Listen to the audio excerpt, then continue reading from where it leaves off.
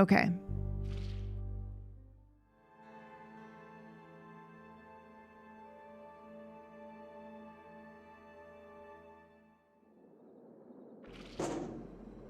Right. Okay.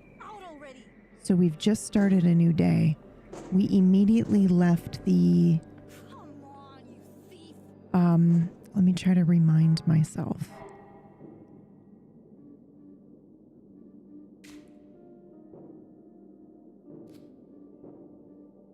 Right, we were trying to break into Anita's car. There's probably a tutorial online. So let's immediately go to the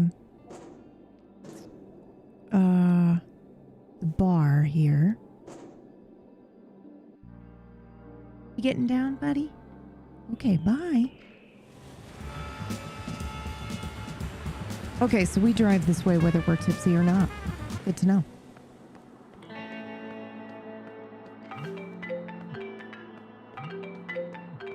What? During the day? Unknown number. That's weird. I'll answer it. Hello, sir. Am I speaking with Eugene Harrow? You tricked me by being daylight. I'm gonna go with who wants to know. My name is Percy Rugger, and I'm a senior sales executive at Ulterior Paralegal Exploits Consultancy. We'd like to offer our help regarding your case. Apparently we can say, that sounds great, Mr. Rugger, but I have a question first, if I may. But of course, Mr. Harrow. I'm here to answer any questions you might have. At your service, as they say. Have you ever experienced the sky catching on fire? The firmament is in flames? Are there any winged women in golden armor? Or a monstrous wolf devouring the sun? Or bearded giants duking it out with hammers? Ring any bells? I have no idea what you're talking about. I saw a fantastic opera recently about the end of the world, and your question inspired me. So, can we move on to the primary reason for my call, Mr. Harrow? If my information is correct, you have recently been unjustly forced to participate in a treatment which, in our opinion, may have consequences not aligned with your best interests. Is that volume okay? Thank you, but I'm not interested in your services at the moment. Of course, of course. I'll assume you have nothing against my calling again later just to make sure you haven't changed your mind. I'll write that down here. Eugene, Mr. Harrow, it was a pleasure. Talk to you soon. Deuce. Before you have a chance to say anything, the phone line is already dead.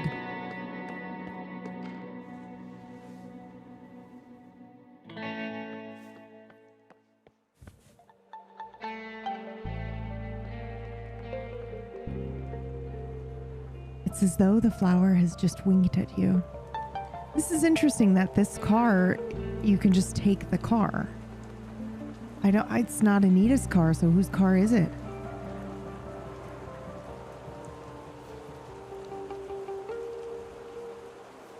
Quick, before she notices you snooping. I bet those metal barrels will hide me. Ooh. Hopefully we're not getting in one. That's fantastic. The pungent smell of the stale beer is so overwhelming that it has a presence. What? Her grip on the phone tightens, plastic crackling in the process. With the other hand, she spins the token with such fury you're afraid she'll cause a localized tornado. A brief pause follows while she listens to Richard, daggers shining in her eyes. I understand that, Richard, but you don't seem capable of understanding my instructions. So, I'm going to repeat them one more time and hope they get through all the noise in your head. Here's what will happen. Robin will apply. You will make sure her documents are filed as if the application was sent on time.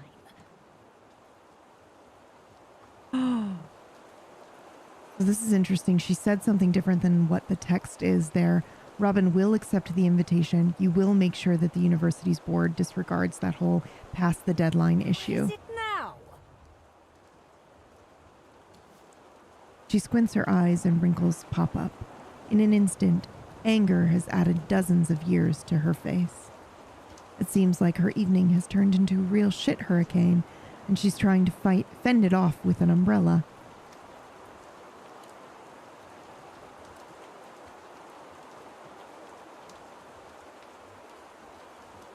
Seems like life is just endless damage control.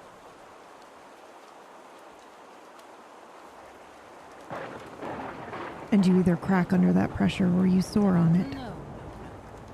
If you stick to my plan, all will be well. If you stick to my plan. The token in her hand stops spinning and she grips it so hard that you see her skin turn red. Besides, remember that smell? It has grown so heavy and rich that you will pass out at any moment now. Then the smell will take over your body and venture out into the world. What's fucked up is, it would probably take care of your life better than you do. I'm gonna pretend I'm smelling pure roses instead. It does not work. You're about to be dispossessed of your own body, such as it is. Before the stench could wrestle control, the call is over with the angry press of a manicured fingertip. The tyrant has issued all orders, it seems.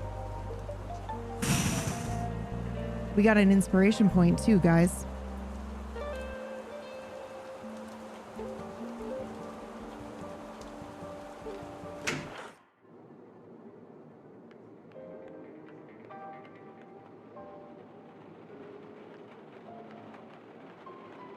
I don't remember. It hangs low, just out of reach. I was gonna say, I don't remember seeing that here. Ooh, can we go back here? Staff only, almost daring you to step inside. It's locked, but we did try to enter. Also, I have to try to play the piano, right? Oh, it won't let me. Full brat mode there for a second.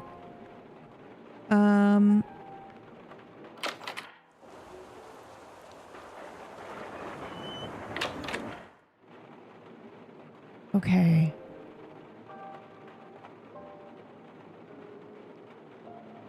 So we did eavesdrop on her, though. So I don't know. Oh, you're lucky you're in a time loop. Next time you can try more inconspicuous. Oh, so we didn't get to hear the whole thing is the deal.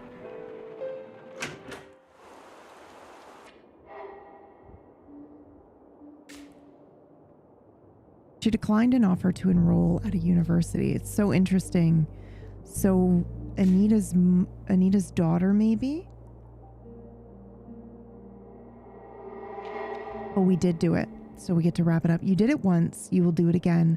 Once you cross that line, it becomes a part of you. Ooh, eavesdropping on her. Okay. How do you know I'm going to do it again? I might not. I might choose that's all I've decided to get out of that. Okay.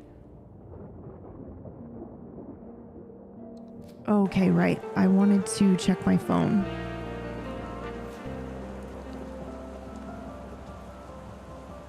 Check available Wi-Fi connections. You should go to a more civilized area if you want to use the internet. I wonder if I have to go inside, you know?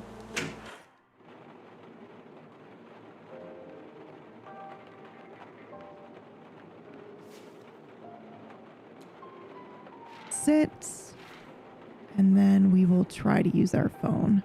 Oh, we can't. Okay.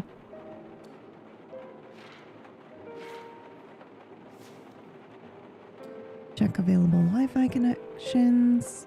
Nice. You see a single Wi-Fi connection, strong and steady, like a beacon in a digital haze. However, oh shit. Outernet station hides its signal behind a password. Someone around here ought to know it. We're going to talk to the guy behind the bar because we've already... Oh, he won't remember who we are.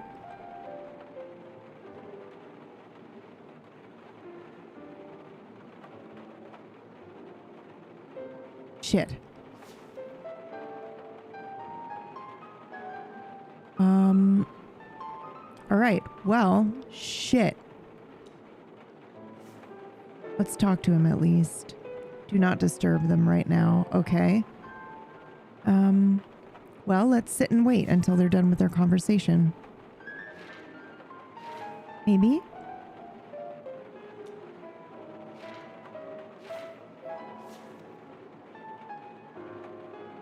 Let's wait. It's weird that we can't wait in the chair. But let's wait until she goes to the roof here. Aw, they're so cute. Very cute. One of them is wearing a top hat 2 times the size of his body. Another is sporting a goatee, worthy of the campiest villain. You tap the one carrying a golden fork, and he instantly turns into an amorphous purple splotch. A matching splotching sound effect plays at the same time, further confirming that the bow-tie-wearing, golden fork-carrying antagonist is no more. I guess I'm supposed to squash them all. Sigh and continue squashing them. Alright, we're letting time pass here.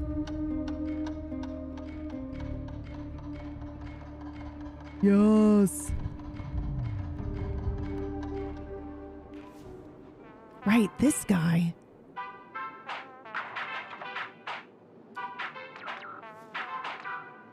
Absolutely nothing happens. The little guys keep gathering around, so we continue to squash them. As soon as you're about to get the one with the goatee, a slightly larger antagonist with a monocle and a pocket watch enters the play area. Try to understand what's going on. You stare at the bunch of random characters on the screen, but the sense of it all escapes you. I would like to tap on the big guy. I want to stop playing my phone! You press your finger against the monocled watchman, maybe a bit too hard. The tip of your finger slips and you almost drop your phone. You look at the screen after your heart almost skipped a beat and see that the whole screen is taken up by a bold, fat letters saying temporal disruption. What? The letters disappear and you notice that the whole screen is frozen. The antagonists gathered around the pile of boxes still stand in their weirdest poses.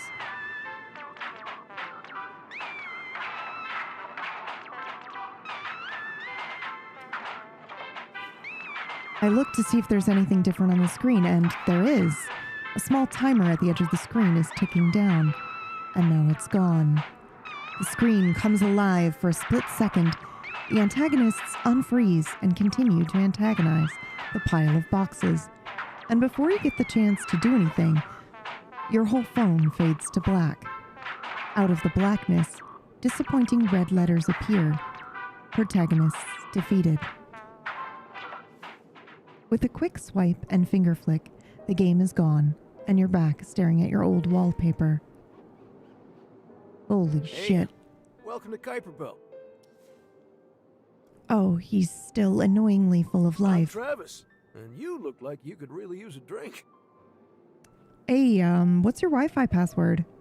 Sorry, buddy. It's reserved for guests only. Rules are rules. He just points his thumb at the framed signage on the wall, like that answers We everything. can quench your thirst as well as your curiosity.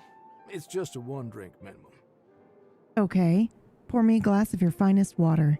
I see you like living dangerously. Good on you. The password is Kuiper's Cipher.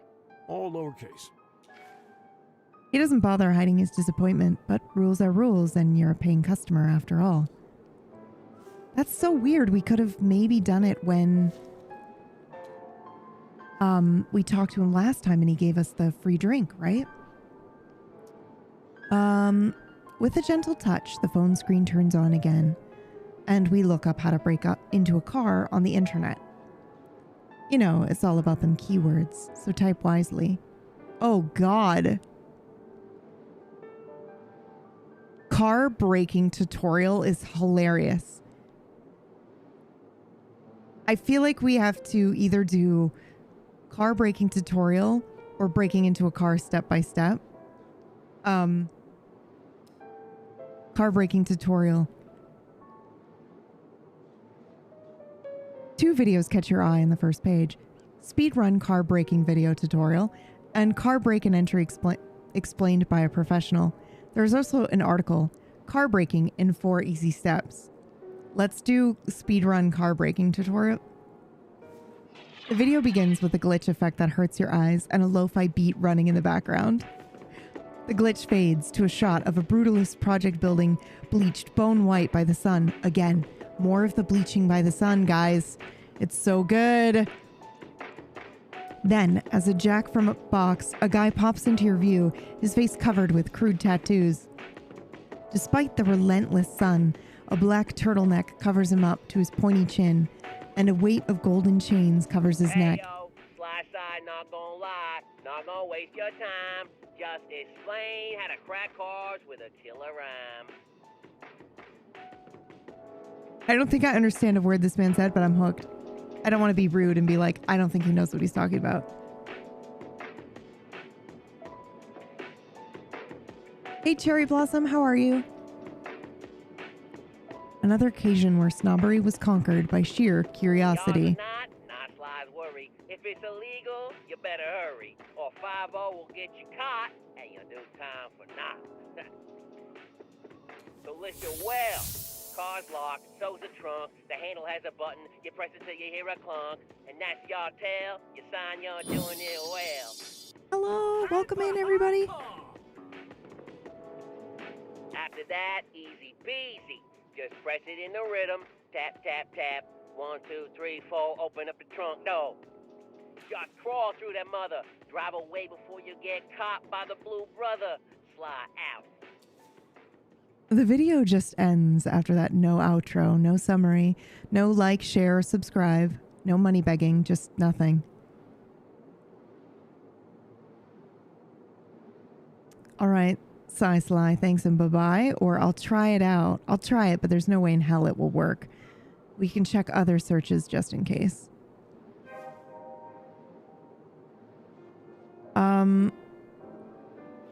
Should we see the entry explained by a professional video? Hi everybody, welcome in. We are playing Rue Valley today. It's so good. Like, share, and subscribe. Yeah, it's really, really, really good.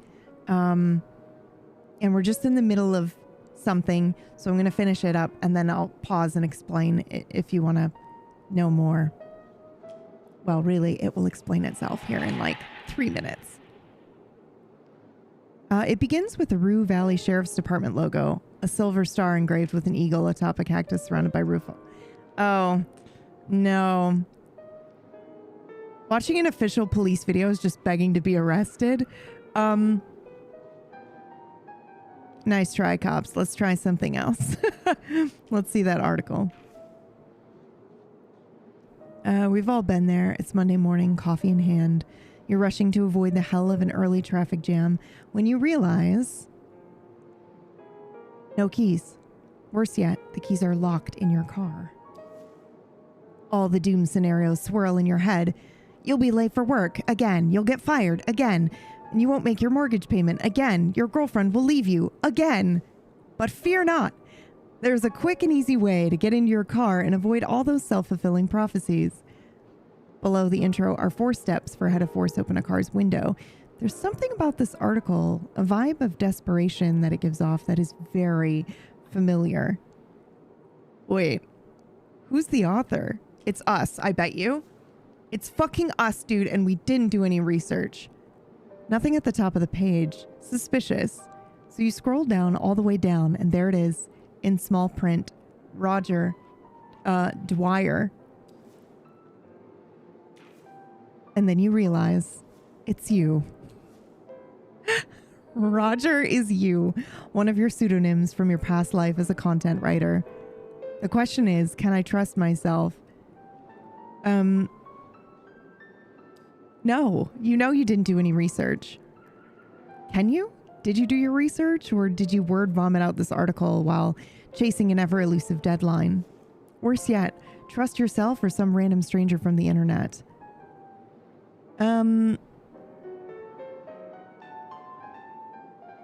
I did research. Let's see. The article proposes that to open a car's window, you'll need a metal hanger. Oh, no. Oh, step 2 guides you through choosing the best point to insert the wire. Any place where you can jam it between the window and the rubber stripping. Okay, metal wire hanger, check. In step 3, the only thing you need to do is push the wire until you hit the lock and then force it in. Sounds simple, but the article paints a painful picture of many trials and errors. Success can only be born out of suffering. Oh God, okay. Yeah, I remember now. I was going through some tough times back then. Joke's on you. Your tough times never ended. Well, shit. Then, in the final step 4, the article describes how exactly to fiddle with the lock using the sharp end of a wire. Of course, everything ends with a pop as the window opens. Crisis averted. Job, house, relationship saved.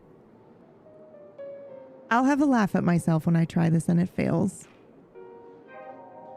All right. So we looked at all of the potential ways to break into Anita's car. So let's do... Sly Sai says you can get in through the trunk. And also the wire could be the way. So I don't think that we're going to have enough time, guys. But I'll try. I'll try. Oh no, because we walked. I think we'd have to maybe have to take the car. Right? It's crazy, dude.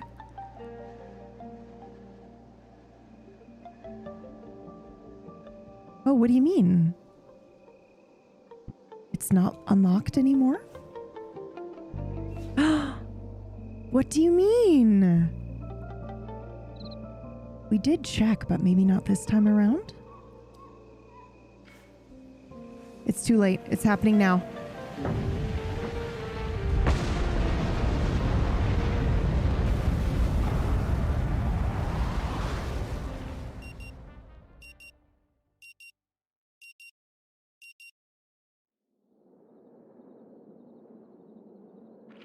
And welcome to Rue Valley. Me, Mr. Harrow? Everyone that came in from Brad's stream, welcome in. We are stuck in a time loop. I don't know if it's real. I don't think it's real. I think it's actually just metaphor for being stuck in our own mental process while we go through therapy with our therapist here. But it is very cool because it could go either way at the moment.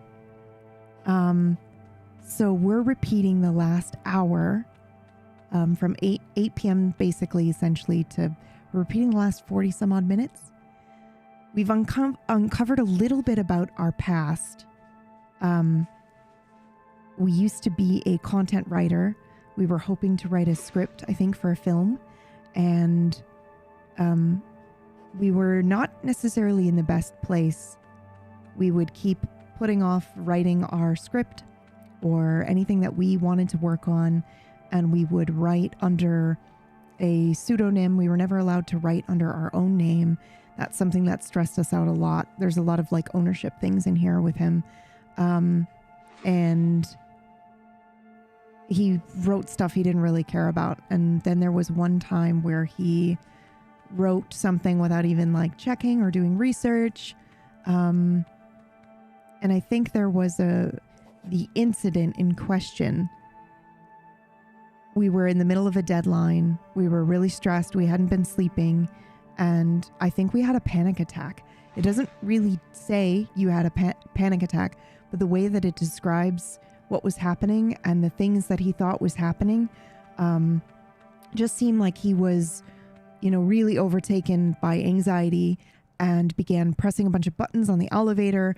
And then it seemed like the elevator was getting stuck, going up and down and up and down.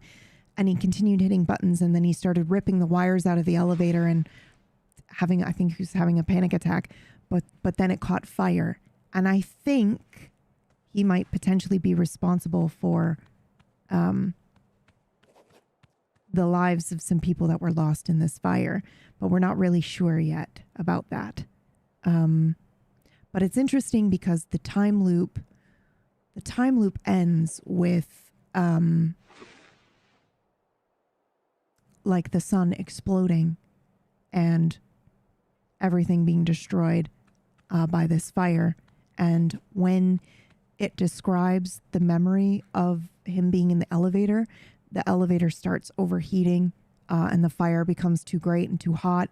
And so that's really interesting as well. And then there's a lot that we've discovered so far that seem to be around like therapy and, you know, kind of sometimes how we get stuck in our own mental process. And like, for example, a big one that comes up is the suitcase. So we've been sent to this motel. It seems like involuntarily part of this program to do therapy and then stay here at this kind of like closed motel. And every time we check into our room, our suitcase is there, but we have a really hard time going into our suitcase. So the first time we looked at our suitcase, it was like it had we mentioned it had our toothbrush, some clothes, some very simple things in there. But for some reason, we didn't want to unpack.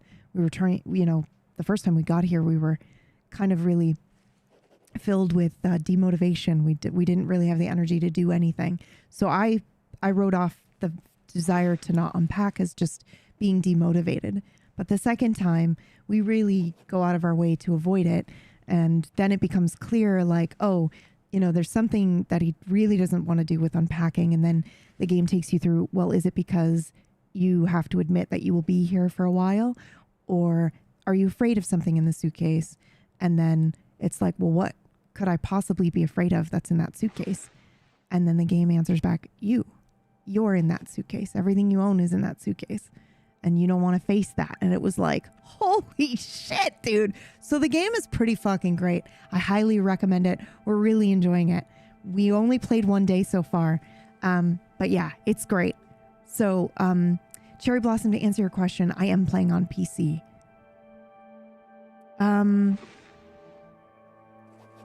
So I think I know, right?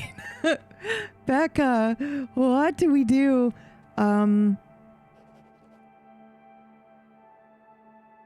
So we figured out how to break into her car. So I'm going to do just that, actually. Mr. Harrow, please. No, I don't want to talk to you anymore.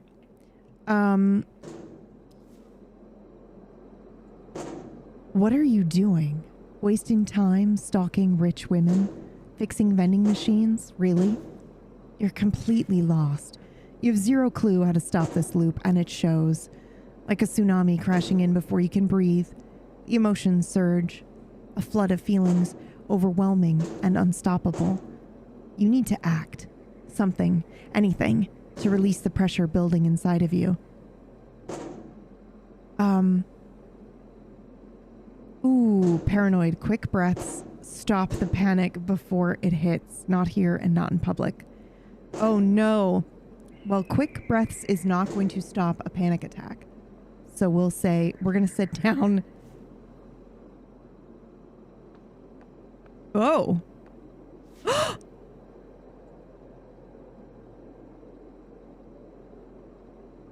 It must have been rough. Like it or not, you've somehow caught her attention. I didn't know it could be that hard seeing Dr. Fink. Was it something in particular? Something in particular. She's asking if something special happened. No. Now you'll have to explain. You must explain to her. Holy shit, we're just gonna tell her everything? Holy crap. I'm stuck in a time loop. A real time loop. Everything keeps repeating over and over. Who knows how many times?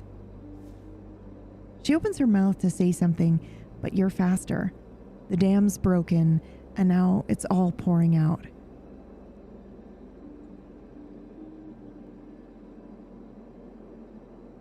It starts oh my god, here's word vomit. Well, here's the thing. I wonder if we can tell her where she's going. It starts at exactly 8. Always the same. Still with me, Mr. Harrow, and it's driving me insane. Every time I leave Dr. Fink's office, you're banging on that damn machine, swearing because you need a coffee. Robin harasses me with keycards, keeps repeating the entire history of how those damn locks were installed. At 8:38, lightning strikes, and it jolts me a little every single time. Exactly at 8:47, the sky explodes and everything resets. I'm going to go with at exactly 8:47. She nods slowly. Oh, we can say it all. Okay. I'm going to go backwards. At 8:38, lightning strikes and it jolts me. It looks like we're going to be able to say everything. She says, that's oddly specific. Robin harasses me about the key cards. Yeah, that tracks. She does love her key cards. I'm going to now go. It starts at 8. Always the same. Are you there? And every time I leave, you're banging on that machine swearing because you need your damn coffee. That sounds like me. And if it sounds like me, then you're probably telling some kind of truth, I guess. So let me get this straight. The doctor greets you the same way. I bash the machine. Robin floods you with key cards. Lightning freaks you out, and then the sky catches fire? Did I miss anything? See, now this is really interesting. Because he's not saying, he keeps saying the sky catches fire. Instead of, there's an explosion or something like that. It's the sky catches fire. Very interesting. Your memories, the one thing that never ever resets, and yet you would give anything if only they would. Look, I get that something weird must have happened. I mean, just looking at how you're reacting. Weird doesn't even begin to cover it, believe me. You pause, take a deep breath. The thought that all of this is for nothing starts to weigh on you, but you push through. It probably sounds like nonsense to you. You probably don't believe any of it anyway. Now hold on. Just because it sounds weird, and trust me, it doesn't mean it's impossible. I mean, the universe is full of strange and unexplainable shit. What I'm trying to say is, anything's possible these days. People colonizing their worlds, multiverses, temporal relativity. Don't even get me started on what might hit you in space. And when you mention a time loop, a bunch of theories pop up. Cognitive feedback loops, strange radiation, a glitch in the simulation, and that's just off the top of my head. A cognitive feedback loop.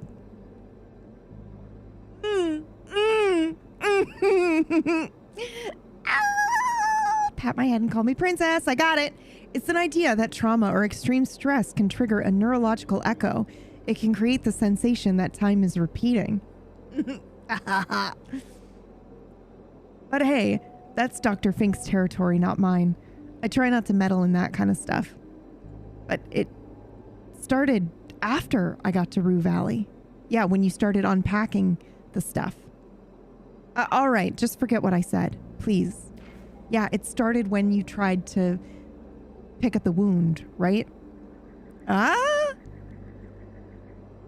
Anyway, we can go back and forth all day about causes and effects, but what you really need is proof. Solid evidence that this time loop you're talking about is real. Or, to put it in a nice little jingle, you can talk the talk, but can you prove the proof?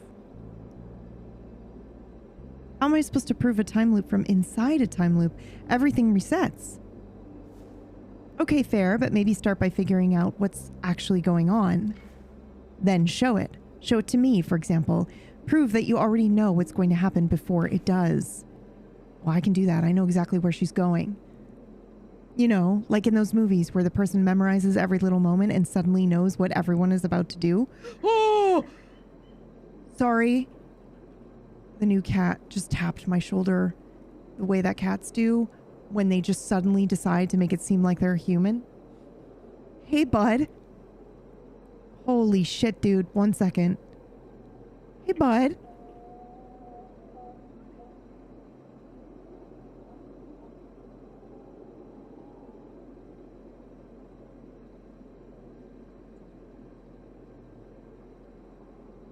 You a cutie? Holy shit, dude. Ad starts in 30 seconds. That's actually perfect. I'm going to take a quick break to grab some food as well, just because I don't get to eat in between this and the lost second. So 1 moment.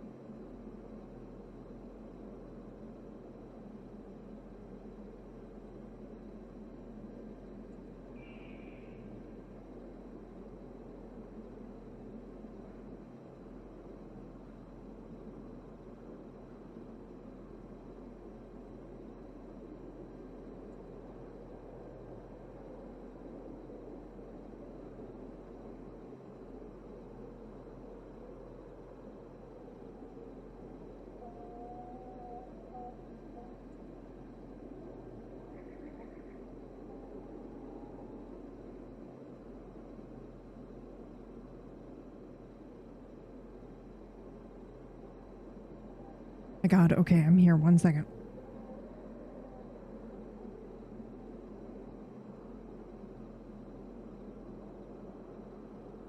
Oh, we've got 2 minutes and 28 seconds of the ad break, so enjoy your noms. Okay, let me just mow this down real quick.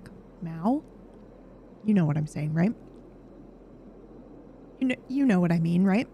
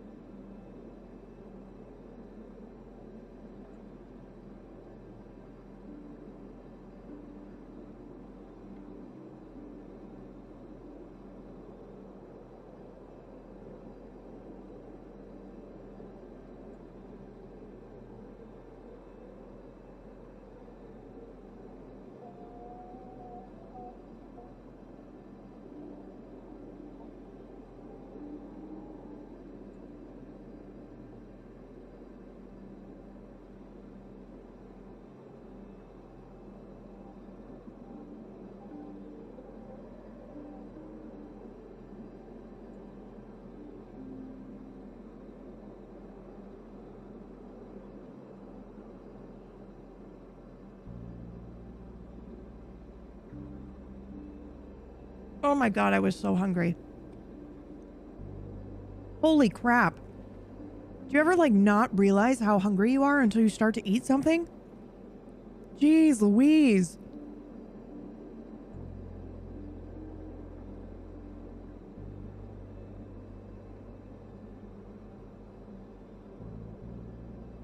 Like, was I actually starving to death and I didn't even know?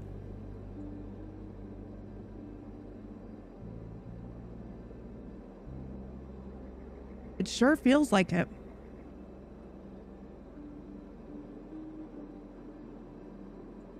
Okay.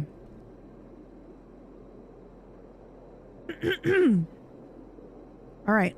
I'm so sorry. I am here.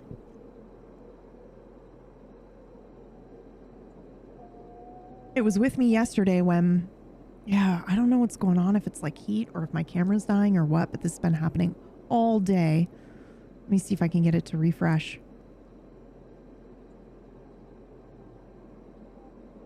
Hello, friend. You can do this. I believe in you. I believe in you.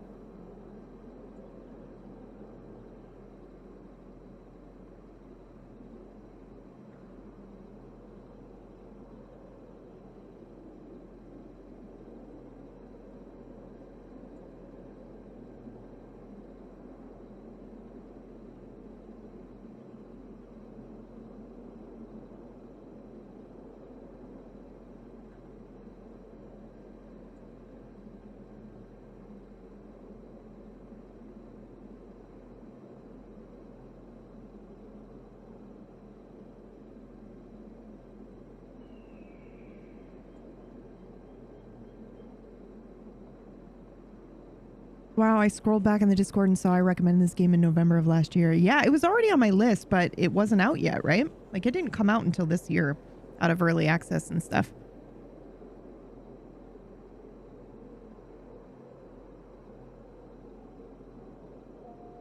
I like to try to play stuff when it's done, you know?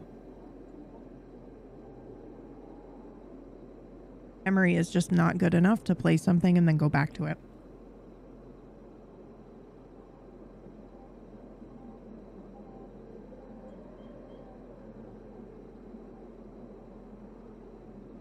Yeah, there was a demo, but I didn't want to play it until it was out.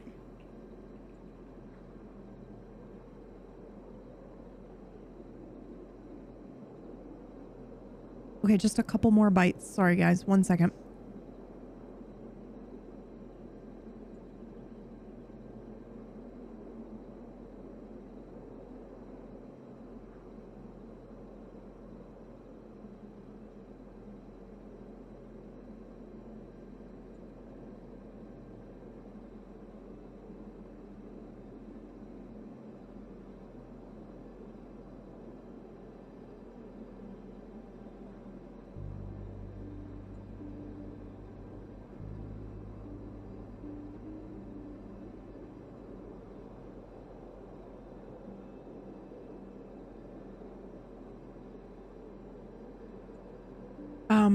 I found out about this one from Esoteric Ebb Discord where they had a lot of disco likes. Oh, that's exciting. We also did play Esoteric Ebb, which if you haven't played that, Raven, you definitely should. All right, let's see. Are we still busted? No, it seems to be working. Are you working?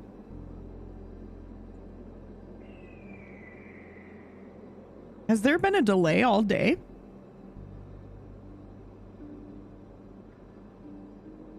I think so.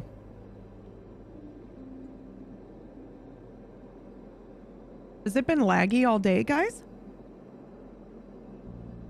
I'm actually playing Esoteric Ebb right now. I might just have to hide the cam, guys.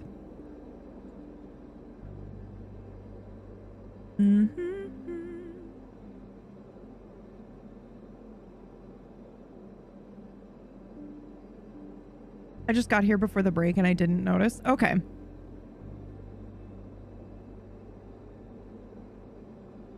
Okay.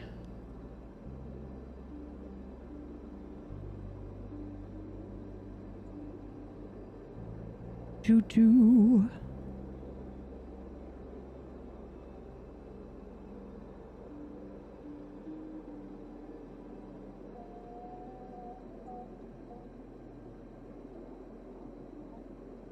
Not right now, but it's my current game. Oh, yeah, yeah. I knew what you meant. I knew what you meant.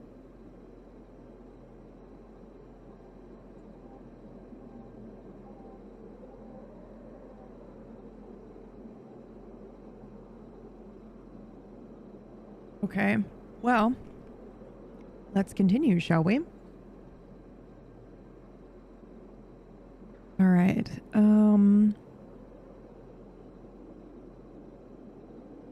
Does this button still work? Yeah. No lag. Okay. Yeah, I think so. There you go. That's something that even I'd have a hard time ignoring that. That's just an idea, though. I'm sure you'll come up with other ways to prove it. You're the one living through it, after all. Oh shit, look at the time. I gotta run. Good luck with the evidence. Or, to end this in the spirit of our little chat, see you next loop. Wait, no, I have evidence. I know where you're going.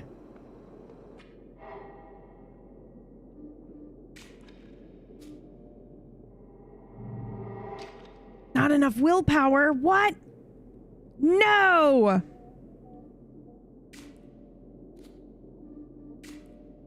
Fuck. All right, well, she's left the vending machine at least. So maybe we can try to fix it. She's very chill about it all. Yeah, she's sweet. We're gonna have to roll to fix the vending machine. Man versus machine. A battle that has raged for centuries. Who will emerge victorious at this time?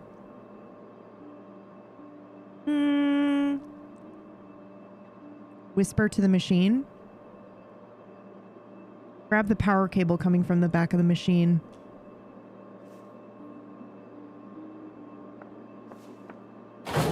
It's thick and dirty, now what? Push the machine a little bit to have more space. Unplug the cable with one hand while holding the socket with the other. Oof, yes.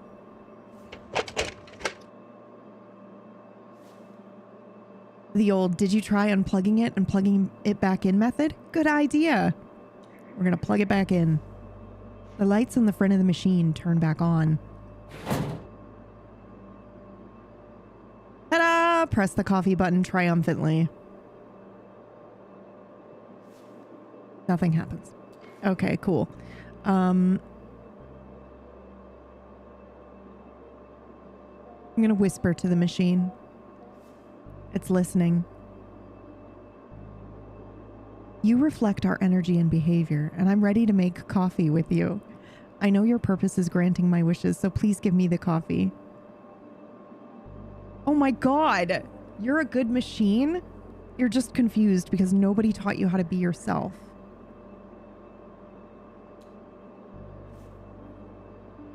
What?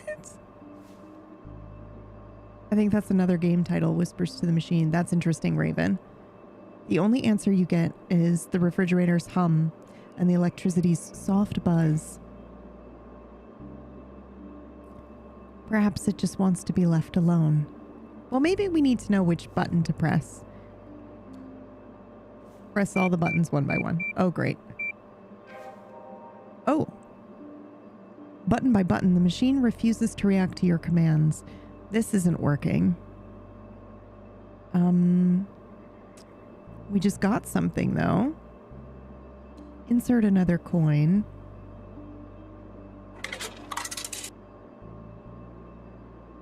Cautiously.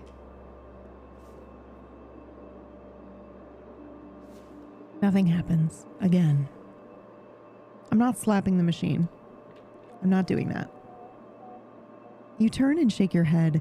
This problem is beyond your repair capabilities. The machine wins. Oh, you remember that quote, guys? Do you remember yesterday when we played? Who the fuck was that?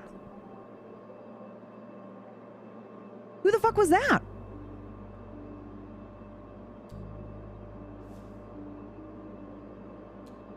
The quote from yesterday was, sometimes all it takes is a second try. I'm gonna leave. Who the fuck was that? Was that the guy from before? It is! Stocky man in his 50s is talking with the receptionist. You identify him in an instant. That's the same guy you saw having a video call at the bar. Robin, the Wi-Fi is not working in my room. And that's why he rushes to the bar to I'm use the really Wi-Fi. sorry. The whole motel's been without internet since Friday. Since Friday? You've had no internet all weekend? I know. The internet antenna just stopped working all of a sudden. All right, no time to lose. Let me take a look at that antenna. Oh, no need for that. A repair technician already came yesterday and fixed it. She said the internet should be back up today around noon. Liar! But the day's already over. I know. I just got off a call with customer support. And?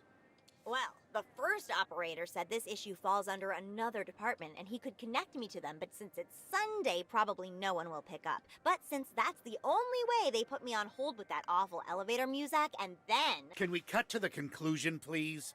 I was just about to tell you! They said the case is still being processed, and I supposedly misheard the technician who must have said tomorrow or later. So, no telling when it'll be back up. That's right. Sorry. This is absurd. Why is this happening now, of all times? I have a crucial online meeting at 8:35. Missing it is not an option. I absolutely need the internet. I'm very sorry about it. After all these years, I finally got a shot at restoring the Rue River Aquifer, and now I'll miss my only chance. That's possible? I thought our Blackwater situation was one of those unsolvable problems. No. We've had a process developed for 5 years already. Ever since then, the only thing missing is funding. And now that I've finally gotten the chance to pitch it to someone with both the resources and the interest to back it, everything's falling apart because of the broken internet antenna. That's my luck. I tripped at the finish line and lost the race at the last second. No, come on! The race isn't over! We are not going to lose! I won't allow it! You won't? Of course not! If the future of my hometown hinges on this meeting, I won't let your defeatist attitude drag us down. The motel may be offline, but there's internet at the belt. This is a different Robin than the one you're used to. There's fire in her, a steely resolve. She's got game. That's undeniable. The motel may be offline, but there's internet at the belt. The what? The new bar my mother opened. It's a 5-minute drive to the north. Although right now there's a roadblock on the way. But I don't even have a car. Oh, right. Well, the good news is the roadblock won't be a problem then. And the bad news? You'll have to ride a bicycle there, and it looks like a storm is coming. You'll need a personalized card to use the bike. Here, take my card. Oh, thank you. How do I use it? Just lean the card against the marked surface on the steering Or wheel and wait for the green light and I could buzzing drive you? sound. Oh, wait. Take these noise-canceling headphones, too. My mother is not in the best mood today, so it might get loud at the bar, and can't have you getting distracted during the meeting. Well, thank you. I hope... Let's hope I'll make it there in time. And their internet is working. Don't worry. Drive carefully, and good luck.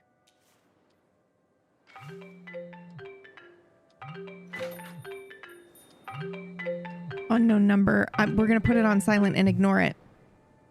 We got to go after that guy. Wait! Wait! Wait! No! Fuck!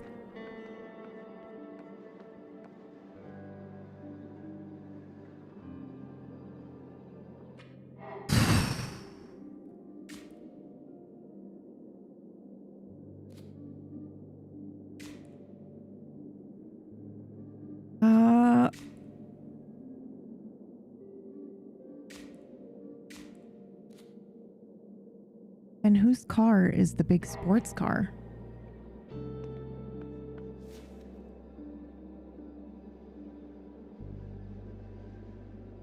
We're gonna follow him to the belt. Or I guess we'll beat him here. Come back here, you fool, and let me help you. Yeah. I mean, it'd be hilarious if we, like, passed him.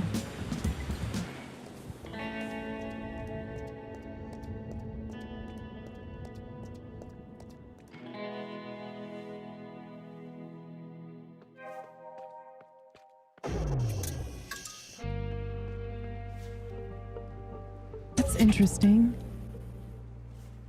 We've noticed that the car's unlocked, but we still can't do any of the things. He's not here yet, of course. I do believe if we, like, sit and listen to their conversation.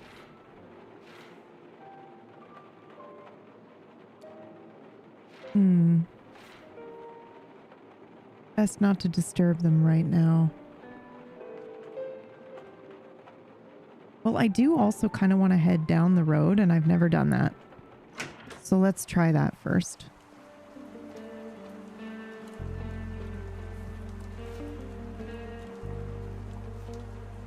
Music is so good, you guys.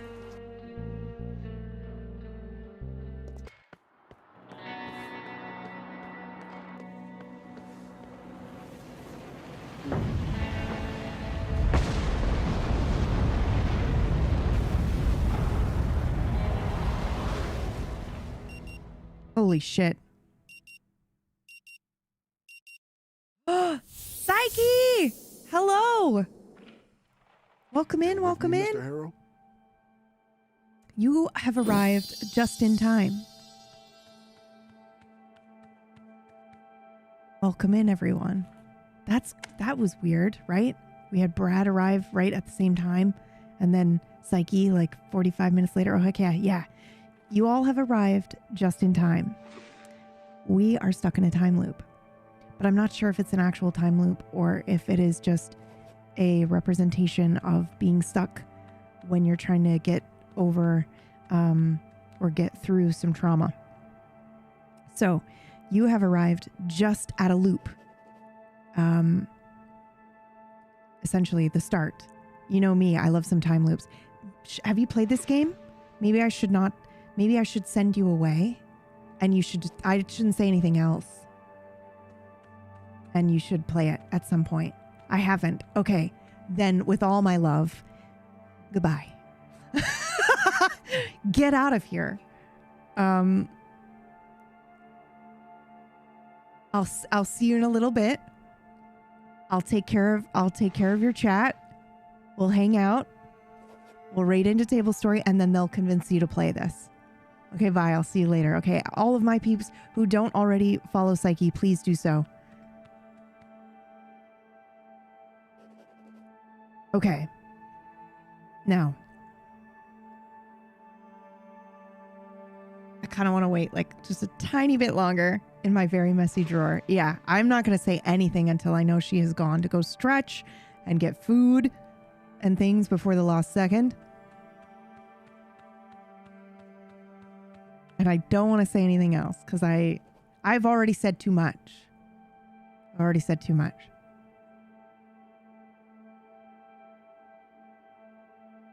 For the rest of you, welcome in. Okay, so I kind of want to get up and leave right away again. Wait, we have an extra... Oh, we've only got the one willpower. Oh, you know what I will say? I will say, because I didn't say this when Brad's crew came in, they have done something really incredible with the your profile. So when you begin the game, there's no ceremonious like intro or anything like that. It just immediately takes you to a character screen and has you pick your traits. We've accidentally made Brad. So we have, which I was trying to make myself, and it turns out I feel like we've made more so Brad than we've made me. But we're pretty similar anyway, right? So we can be, we're calculated. You have a plan and a backup plan, and you'll keep reevaluating and upgrading both of them, even when it comes to tying your shoelaces, which wasn't really what I was going for. Originally, there's like an, being impulsive and a little bit chaotic, which is good. But the way this has translated with our other traits has made it anxiety. There's a lot of rumination. It's not having a plan. It's simply thinking things over and over again and trying to think about every which possibility that could happen. And then we're also slightly paranoid, and a little indecisive.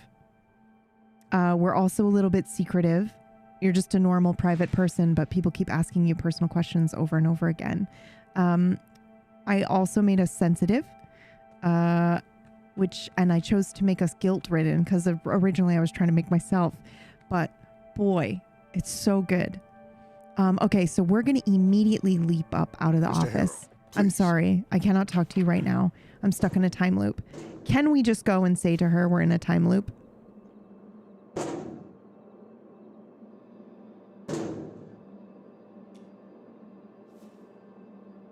She looks at you suspiciously. Sure. Give it a go. The trick is to know which buttons to press. It's genius. She laughs. I'm watching. I'm pressing all the buttons one by one. We know nothing's going to happen. Yeah, I tried that before. All right. Well, I don't want to grab it and shake it or slap the machine. I don't want to do that.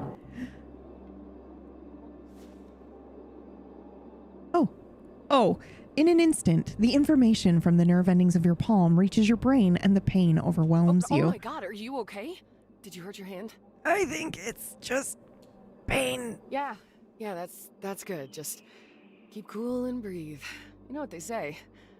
Pain is temporary. But seriously, please don't do that again. Aha, intention updated, fixing the vending machine. Even though only your ego is damaged, she's right.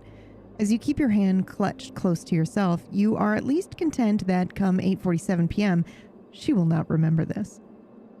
I am going to grab it and shake it. The machine rattles slightly, its mechanical hum protesting the unexpected disturbance. Still, with each shake, its metallic exterior embraces the playful motion, following your swaying like a dance partner. Well, I guess it needs more than a hug. Oh, swirl it clockwise. We're dancing. Oh my god, the machine starts producing gurgling sounds as if it will be sick.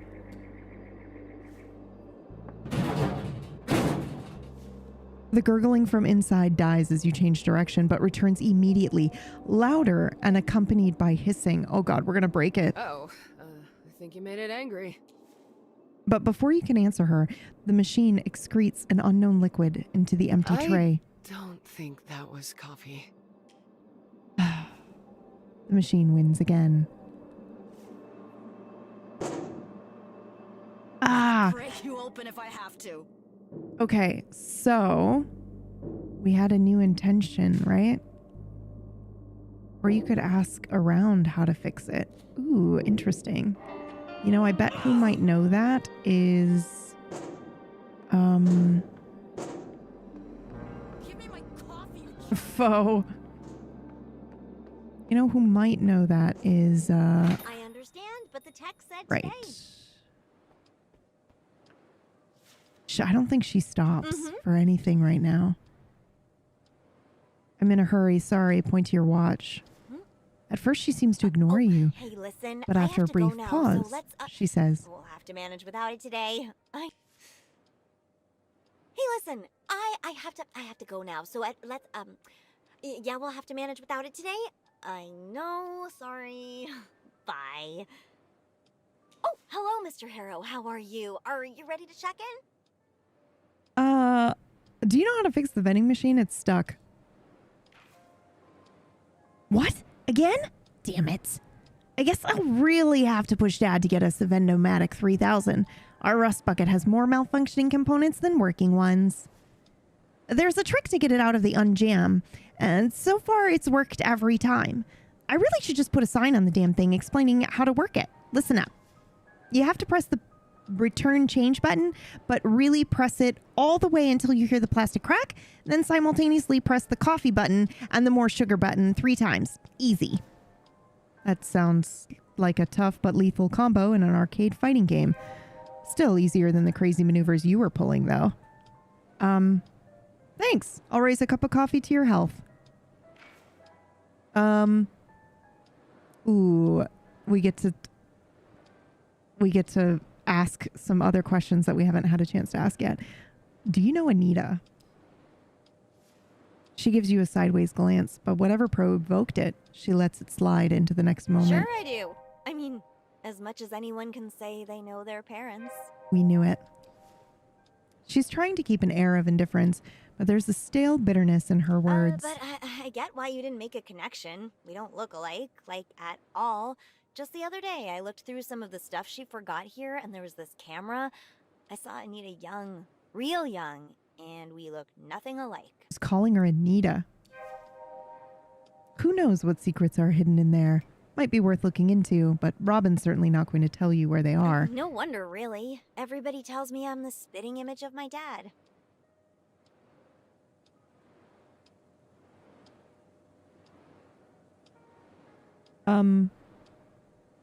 She works with you?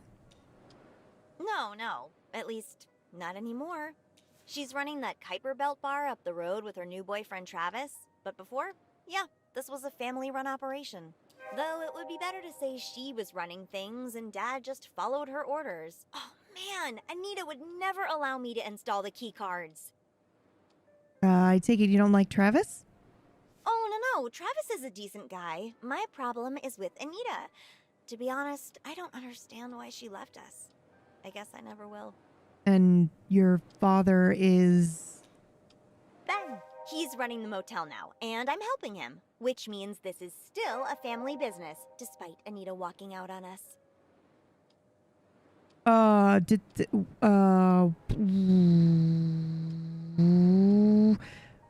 did they get a divorce? I've been thinking about it a lot. Like, trying to learn some lesson here. Short answer?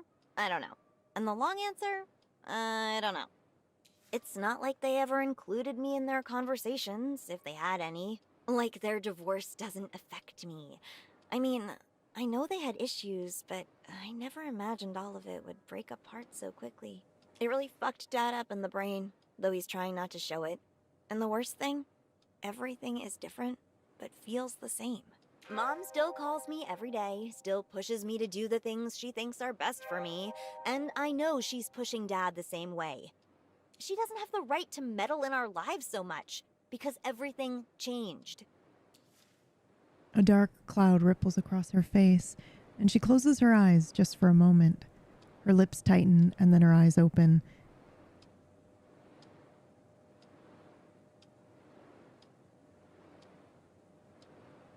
Is this why you're in Rue Valley? So you won't abandon your father like Anita did? Oh, sorry, Dr. Fink. I didn't recognize you. Sorry. Sorry. It was stronger than me. Is there anything I can do for you, Mr. Harrow? If not, I have some things to take care of. Is it possible for me to talk to Ben? There's a hint of panic in her voice. Oh, he is, but why would you want to talk to my dad, Mr. Harrow? Oh, I wanted to discuss the possibility of a discount since I'll be staying here, well, for a long time. Oh, okay, that's definitely a managerial level decision. The trouble is, he's not even here. Could I get his phone number then? Of course. Let me send it to you real quick. Holy shit, we did it. We got it. We also ask about the other guy. Who's the other motel guest that I've seen? Stocky guy in his 50s? She giggles. That's Jason Burns. She pauses, watching for a reaction, then leans in and whispers almost apologetically, "The dumper." Pulling back, she adds, "He's in room 5. Our only other guest besides you." What the fuck does the dumper mean? Well, he's been a regular here at the motel, visiting every now and then for years now. And despite what everybody says about him, I think he's a very kind and polite person. What does everybody say about him? Don't tell me you don't know about it. I mean, yeah, the whole thing is not so important to folks outside Rue Valley, but still. Ah! Well, of course you did. So Shit. one day when I was like 3 or 4, people turned on their taps and instead of clean water, this black nasty stuff came out. There we go.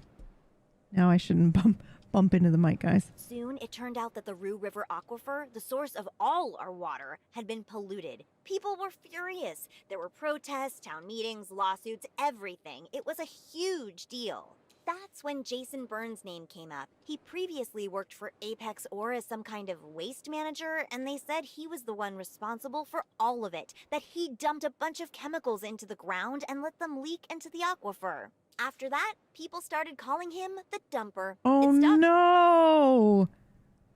And, well, the water is still bad, so, yeah, I forgot to tell you, don't drink it. She grins. When did he arrive at the motel? Oh, today, about an hour before you got here. Just a half an hour later, he came back down asking if I could clean, dry, and iron his shirt before 8. He said he'd do it himself, but had to leave the motel immediately because of an unexpected urgent call. There was a bloodstain on his shirt, but luckily our washing and drying machine has this super quick anti-stain setting. A blood stain? Yeah, but he didn't seem hurt or anything, don't worry. And the machine handled it perfectly. In under 40 minutes, the shirt was spotless and dry. So I managed to iron it and drop it off to his room half an hour before the deadline. She gives a small triumphant smile, clearly proud of a job well done. You just washed the bloodstain off? It didn't seem suspicious to you at all? I'm going to say that's super fast. Glad you think so too. Anyway, he returned and hasn't come out of his room since. Where do you think he went in the meantime? I don't know. He took a shuttle toward Bothwood and came back the same way.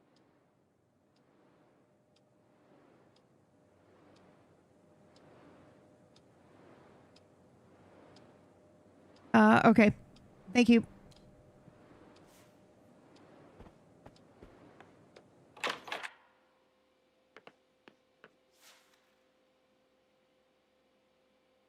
Dang.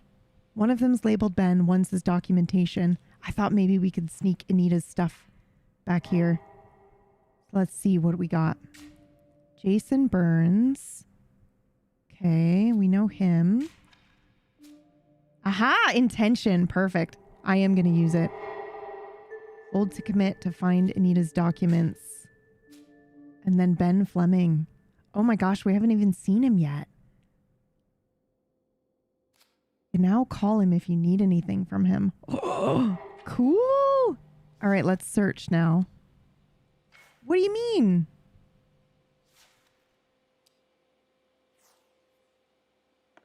I'm passing time as I do this, but what does it say to do then? Oh, it's time to call Ben. Okay. We have to call Ben first.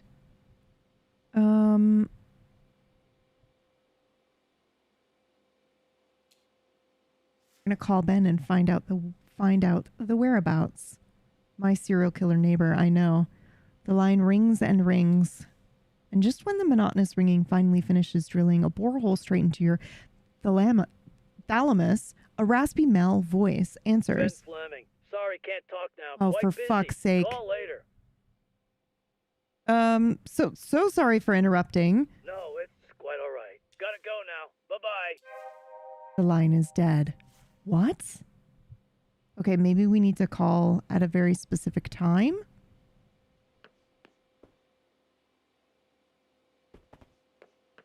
Okay. All right, let's take a look here.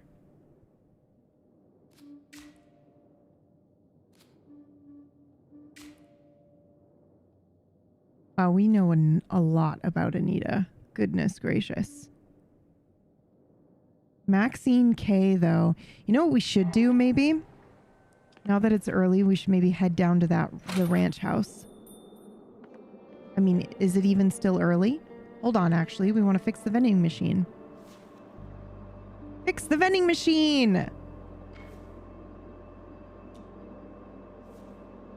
The coin clinks into the slot. A deep grind echoes from within as the coffee button glows, and the inviting aroma of fresh brew begins to permeate the air. The smallest plastic cup ever sits ready in the tray. The machine is fixed. But it won't last, will it?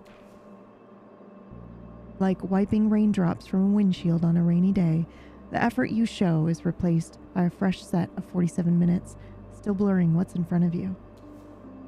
The machine will still be broken come 8:47 p.m. Sure, but now that I know how to fix it, I can do it again. Bro, this game is disgustingly good. Okay? If that isn't also therapy right there, right? Think about that and apply that to your own stress, your own, work that you're putting in, where you're like, oh, I'm making tiny progress, but I haven't fixed it yet. It's still broken.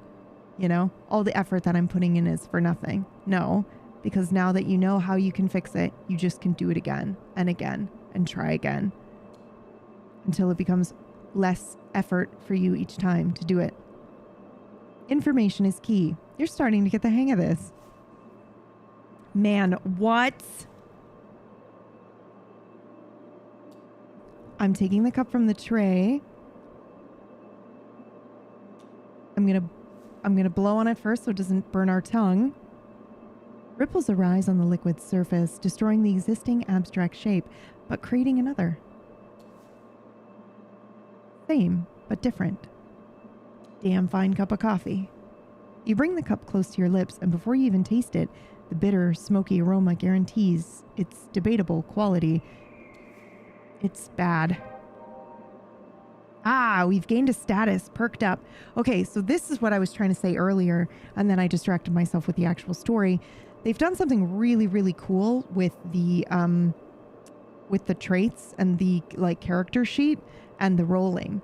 So we've really only done a couple of skill checks, but what's really interesting is that when we do things in the game, sometimes it will affect our regular traits down on the bottom. So now that we've had a cup of coffee, you're not exactly wired, but the caffeine has cleared the fog for a bit.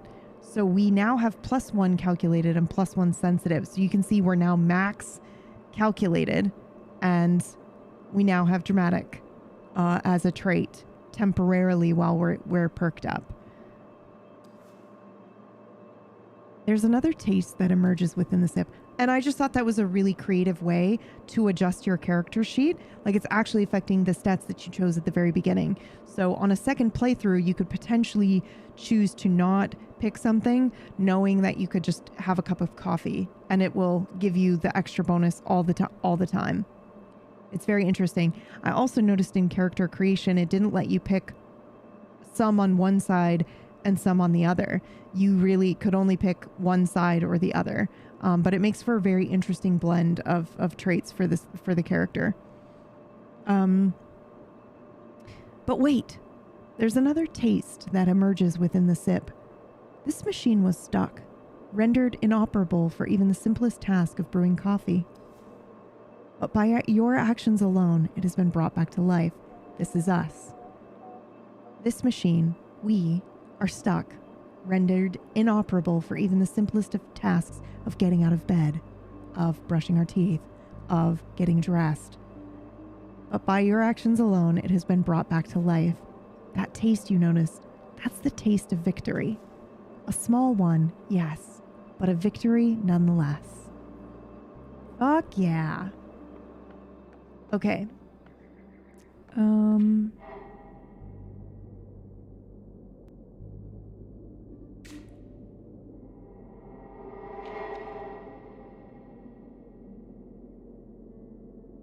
Right. Now we can potentially prove that we're in a time loop. We don't have any of these. Okay. I think what we can do, though, is maybe try to call Ben again.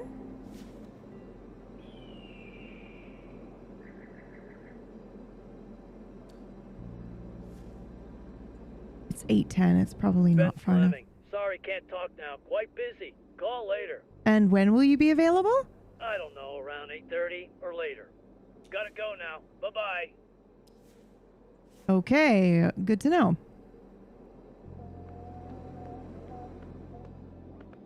Do you think we can break into the other guy's hotel room? Why would we want to do that, you ask?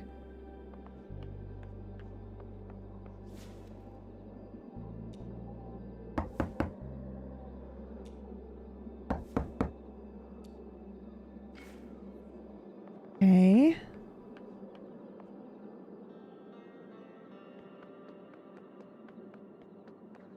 Well, he hasn't left yet. So, he's here somewhere. Where is he in the morning, I wonder?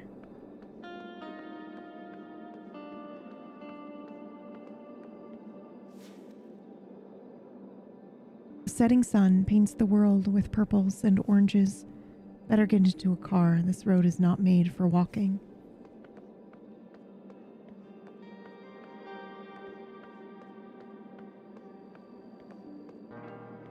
I also love this small detail of showing you the directions so that you know when you go to the car which way, if you want to go that way. Guess we'll go to the gas station. Is that south? That's where he comes from. I didn't ask. I don't question. Fully understand the impulse. What do you mean?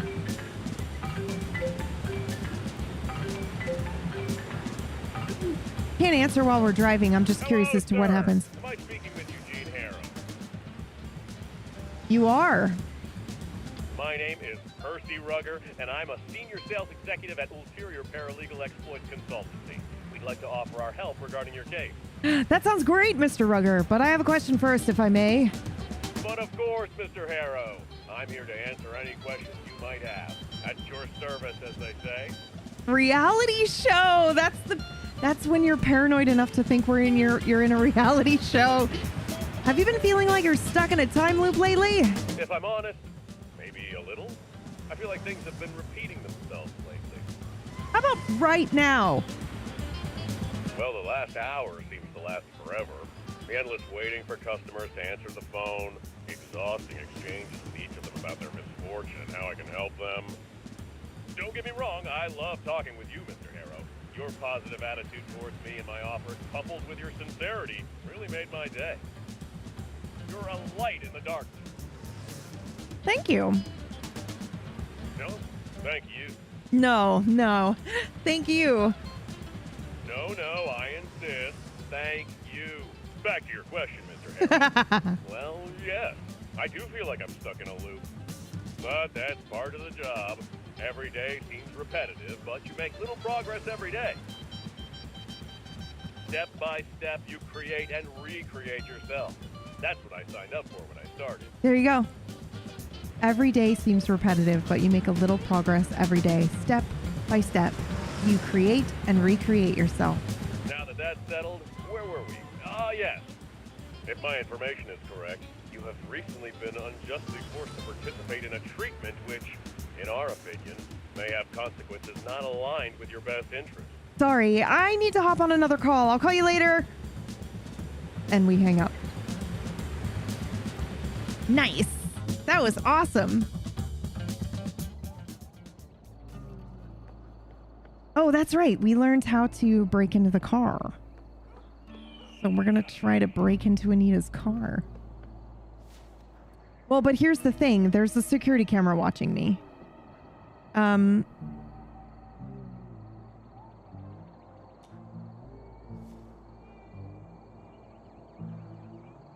Oh, no. I don't remember.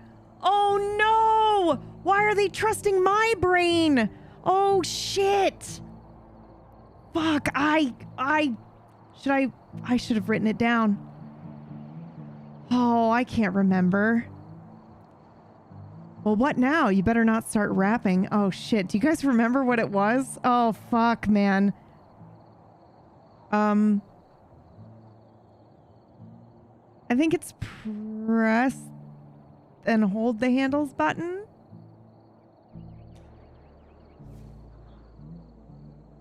Oh, God. Do we caress it gently?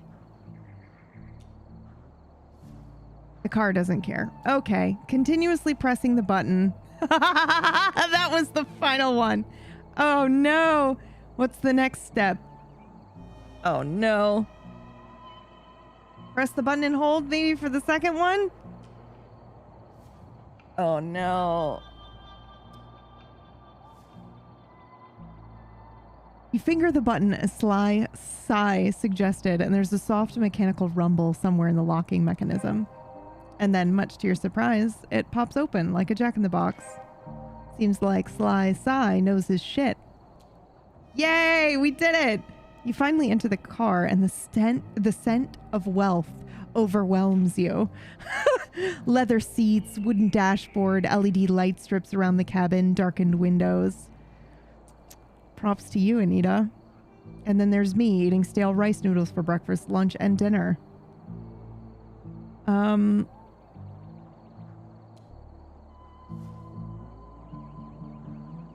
And there's that pit of acidic jealousy churning deep in your gut. I told you we were playing Brad.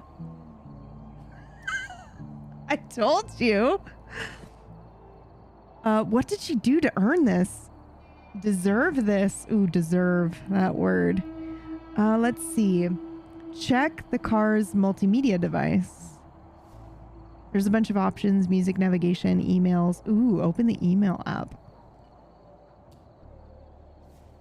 Anita's logged out. Seems like she doesn't trust Frank with her privacy. Well, let's see. What was she listening to? Oh, the navigation system's the right answer. Ooh, 164 Cherry Hills Road in Bothwood. Or Bothwood. Never got there, though, since this midlife crisis on wheels died on her. Well, run a quick search on that address. There's a business associated with that location, Sloan Solutions Ltd. It looks like one of those financial advisory firms that seem to be popping up everywhere lately. Almost like they're multiplying overnight. Oh, my back. Hopefully the same can be said for their clients' funds. It's a front. It must be. But for what?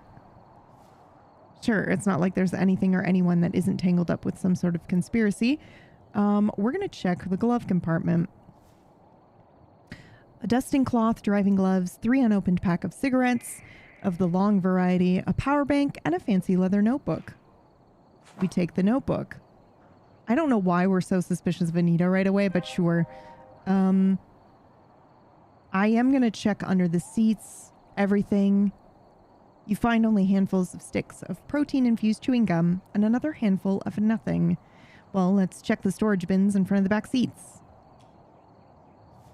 There's a half-drunk bottle of Coral Destiny Martian Dew in the right one, and in the left, a book titled How to Be the Best You.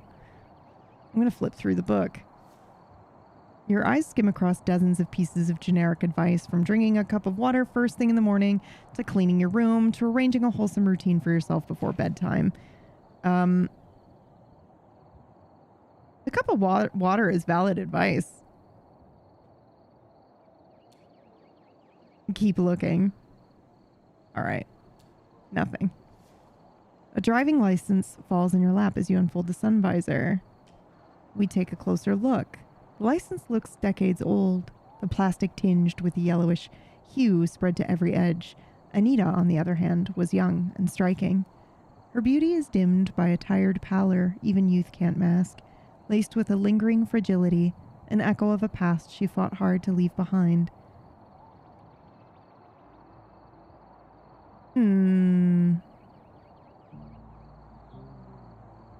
Maybe she was a party animal back in the day. Nothing like a few sleepless nights to really elevate your skincare routine. A birth date catches your eye. June 4th, 1977.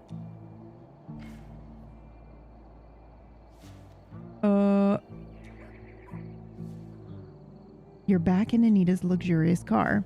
Leave. Okay. We have 2 inspiration points at the moment, guys, because we did get into the car. I'm not really sure what that will really do for us, if I'm honest.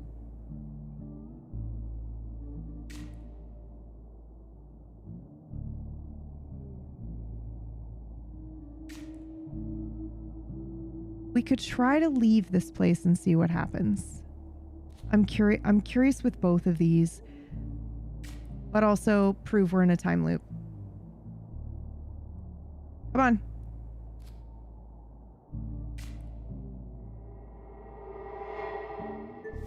All right. Intention acquired. You're still hung up on that time loop confession and the way she reacted to it, aren't you? Yeah, dude. She's the only one here who has given any thought to your demise. Who the fuck is Percy? Not like any one of them. So the one person who actually bothered to listen to you, was Percy the bartender?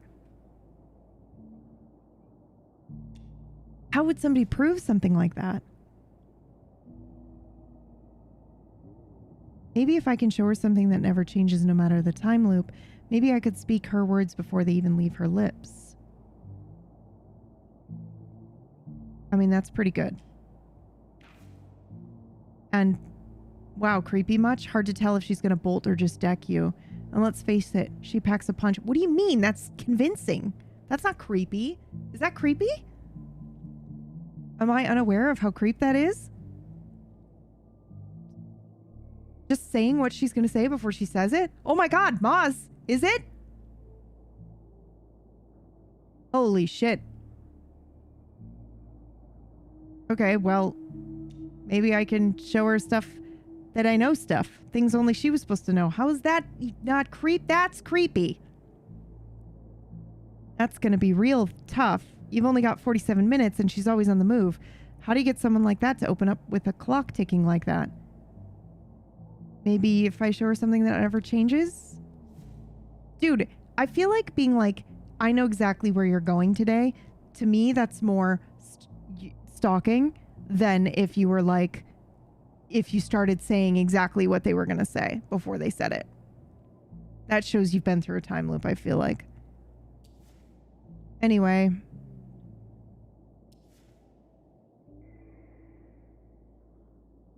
Okay. Track some key details, lay them out for her, minus the stalker vibe. Okay. So, should I prepare a presentation? That would give PowerPoint a whole new meaning, but no. How about something more low-key, like plain old paper lined with key details and events? All right. Perhaps I can record 3 remarkable moments?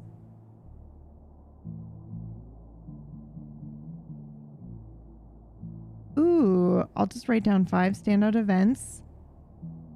Or what if I describe one noteworthy event in detail are the 2 that I'm leaning between, but I'm going to go with 5. 5 is quite a lot. Okay. Well, how about 3? 3 is a magic number. 3 should do just fine. Nice. Write them down. Log each one with its time stamp. And then what? Give it to her when? At the start of the loop. So essentially the moment you step out of the office. So you gather 3 events, write them down, hand them to her at the start of the loop. Sounds like a plan. And then at the end of the loop when we meet, we go through the list together and poof. Prove the proof. Yeah, but how does that... Now, which moments would qualify as important or telling? When she stepped into the puddle at the graveyard? Well, no, because now she knows it's going to happen. I have to find it. I have to find what's missing. No other way around it. Okay, we need 2 more things for her. Which is weird because, like, vending machine and also her at the...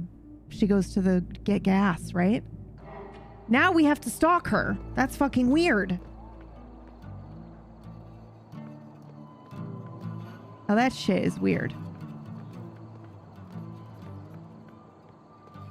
Now...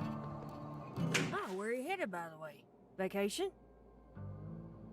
Nothing like that. I quit at Coral Destiny. Wow. Really? Yeah, I just need a change. Ugh. Thought you'd never leave. I didn't think I would either, but here we are. Being a creep. Anyway, I'd rather not talk about it. I just wanted to say goodbye to Frank before I leave. You know, we've been at odds lately, but I hoped... Sentence trails off, leaving the thought unfinished. I know. He's not at the motel, he's not here, so probably drove to Bothwood? Yeah, that sound like him, but still, I swear I've been standing right here looking at the only road the whole time. And I didn't see or hear him leave. No sound, no dust, no nothing.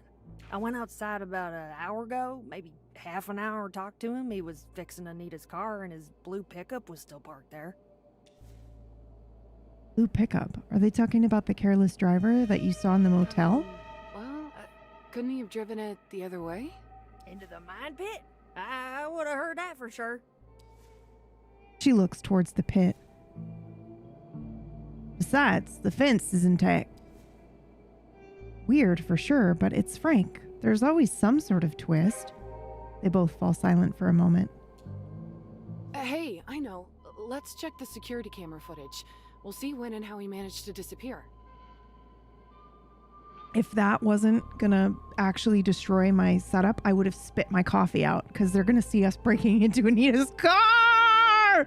Oh, great idea. Let me see. Oh no! Need admin access to rewind. Just a second, need to log in. Oh no. She starts typing on the keyboard and mumbling to herself, probably trying to remember the password. Think I added some numbers at the end, she mutters to herself. Oh shit. Rain. And I'm on a bike. Sucks. You in a hurry? Not really, but I wanted to stop by the cemetery before I continue on. Tough luck. Till the rain stops, it'll probably be night by then.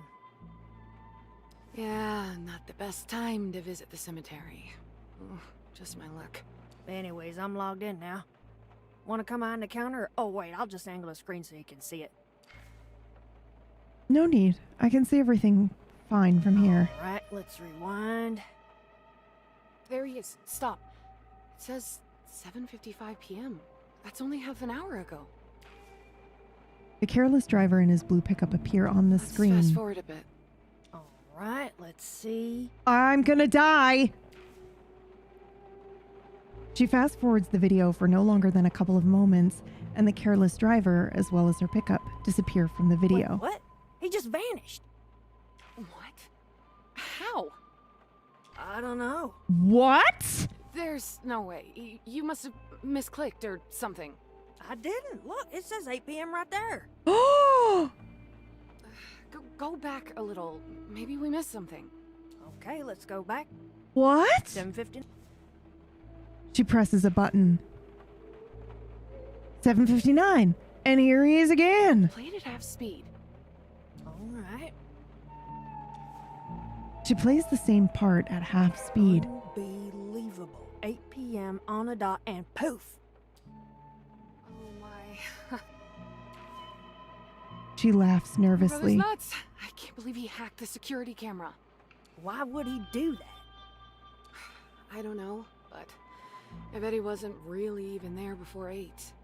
So you think I imagined it? I know what I saw. No, I'm just saying, Frank didn't just vanish into thin air. There's gotta be a rational explanation. Uh-huh. Well, I don't have one, but I know what I saw with my own eyes. Maybe the footage I love skipped into her, another day by the way. or something. Let's rewind a bit more just to be sure. Well, it say 8th of August, 2027 right there in the corner, but let's try. She starts rewinding the footage. 7:41, and that mirror right there as I remember it. I stepped out for some air, asked Frank how he's doing. The clock on the screen keeps ticking backward. Around 7:25, Jason Burns briefly appears in frame, walking out of the gas station in reverse. Wait, who's that? Just a rando customer dropped by to ask something. No idea who he is. She's stumbling over her own words. Is she hiding something? Oh, all right. He looked kind of familiar, but I must have mistaken him for someone. What is happening, you guys? Well, anyway, I don't get it. Frank couldn't have just sunk into the ground. I'm telling you, something strange is going on here. You know, my dad has been disappearing from our house lately. What, Walter too? Well, not like this. He just somehow escapes the house while I'm at work. That's insane. Doesn't it freak you out? Well, he usually comes back on his own, but he never tells me where he's been.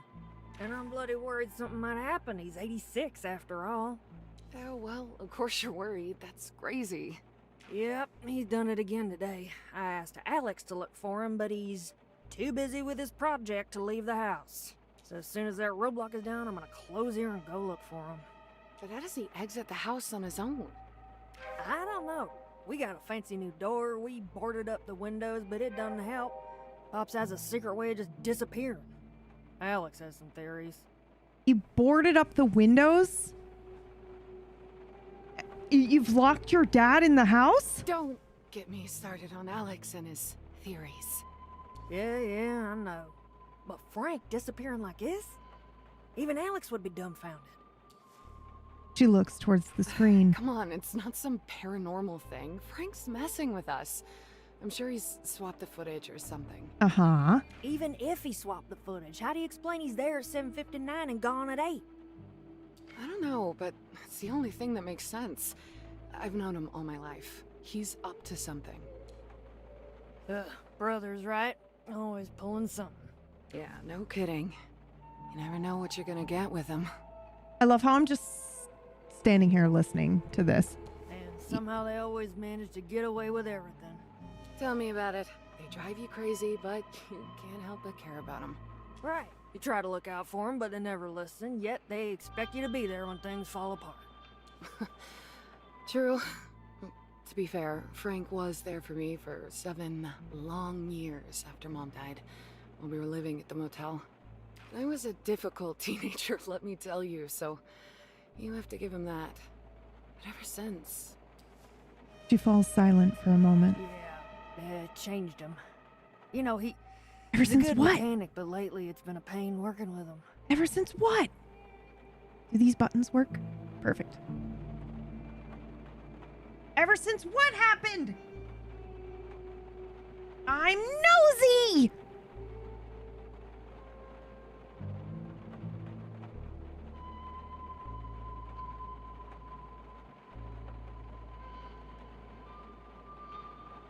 Okay. Sorry, I had to adjust my chair there.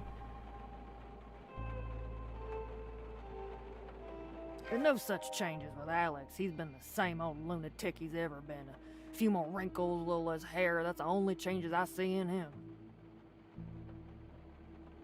It's like when I switch scenes, it loses its mind. Sorry, guys. I'll just leave it for now. Well, consistency does count for something, even if it's Yeah, I don't know why, Sav. Chaotic. Maybe it's the heat. Maybe my camera's finally dying. I don't know. I don't think Alex could be anything else, even if he wanted to. As you said, brothers. She laughs. Well, family is family. Maybe it's on us to figure out how to accept them for who they are. Yeah, I don't know about that. When someone crosses my lines, I, cut them off. Maybe that attitude is why a hot girl like you don't have a boyfriend. It's definitely not that, trust me. And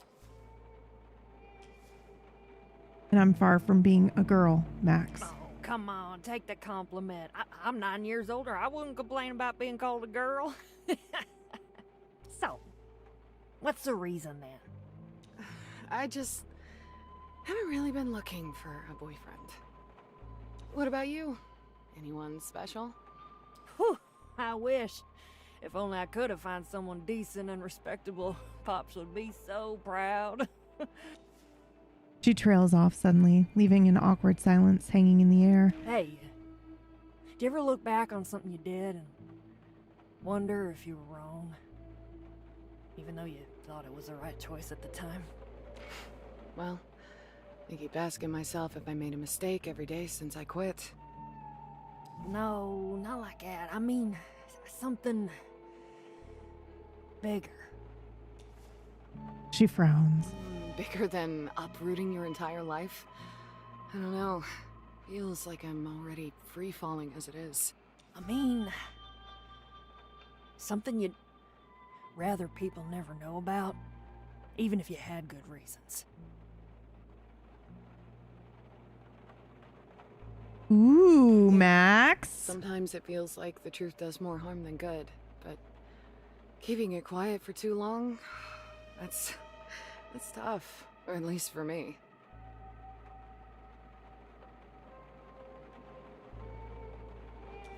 Maybe that's why I'm running now. Feels like freedom, leaving it all behind, but sometimes I wonder if I'm just avoiding facing some things head on. Yeah? Her voice is quiet, almost a whisper. Easier to run. They both fall quiet for a while. I think the rain is letting up. Hope it'll stop soon. Hey, do you sell those little croissants? You know, the ones filled with stuff? 24-hour Butterbloom Choco? No, the ones with the vodka-flavored cream or something. Ah, these. She points to the package of mini croissants on the shelf. Yes! How much are they? $9.89. Here. Anyway, I'm glad we ran into each other, even if it was just in passing. Yeah, everyone's leaving one by one. I get it, though. Yeah, well, people change, things change. New faces come eventually. Perhaps, but it's not the same. Us K's, though, we were the first to arrive, so nothing could convince us to leave. I just hope we don't die out soon. You won't. Don't worry. I still don't know what to make of Frank vanishing just like that. She looks at the monitor. I know. It's weird. Gotta admit, something feels off. Wait, I just have to see it once more. She starts fiddling with the footage, playing it forward and backward. Every time, as soon as the timestamp reaches 8 p.m., the careless driver and his pickup completely disappear. It's no use. I won't find anything new. You're probably right. Oh, the rain seems to be stopping. I won't keep you any longer. Have a safe trip. Thanks. They share a long, silent look, the kind only possible between two people who couldn't be more different yet have known each other forever. And then... 8:38? The loudest thunderclap strikes, and as if triggered by it, they both unfreeze, ending the heavy moment. Awkward. So, okay. Frank. Where's Walter? Maxine's father is missing. All right, but now I think we just got proving we're in a time loop, I think. Oh, I see. We can't drive until we commit to the sports car. I wonder if that's Frank then. I wonder if he drove. I mean, the lightning strike at 8:38 p.m. is pretty good. I'm surprised that's not an option for us. Welcome to Max Gas. You need some help getting gas in that city car yard, or you want something else? We got no booze, mind you. I'm straight up telling her I'm trapped in a time loop because of the thing on the thing. Maybe she'll think it's... Oh, no. The only thing worse than the sudden stare she gave you is the excessive eye roll that followed. I ain't got no time for crazy. You either gonna buy something or move on. I got enough of this shit at home. Wait, what? She looks very annoyed. Maybe this wasn't such a great idea. No, we're going to say 47 minutes and at 8 o'clock. We got to say 8 specifically. All right, listen now. She leans on the counter and points her finger to the road outside. Just follow this road north and you'll reach the motel. Ask there for Doc Fink and you'll be all settled. Now either buy something or move on.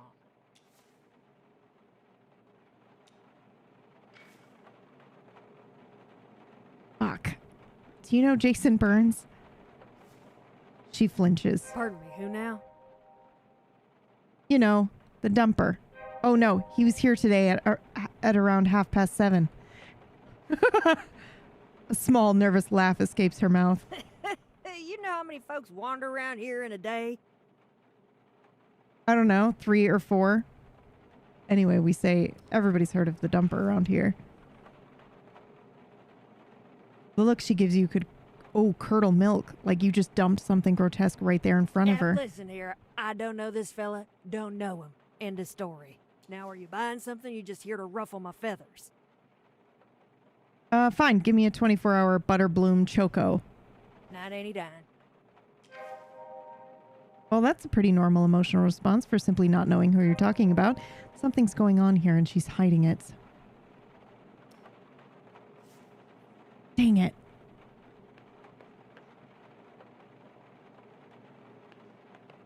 Dang it. All right. That was crazy, though. What a crazy find.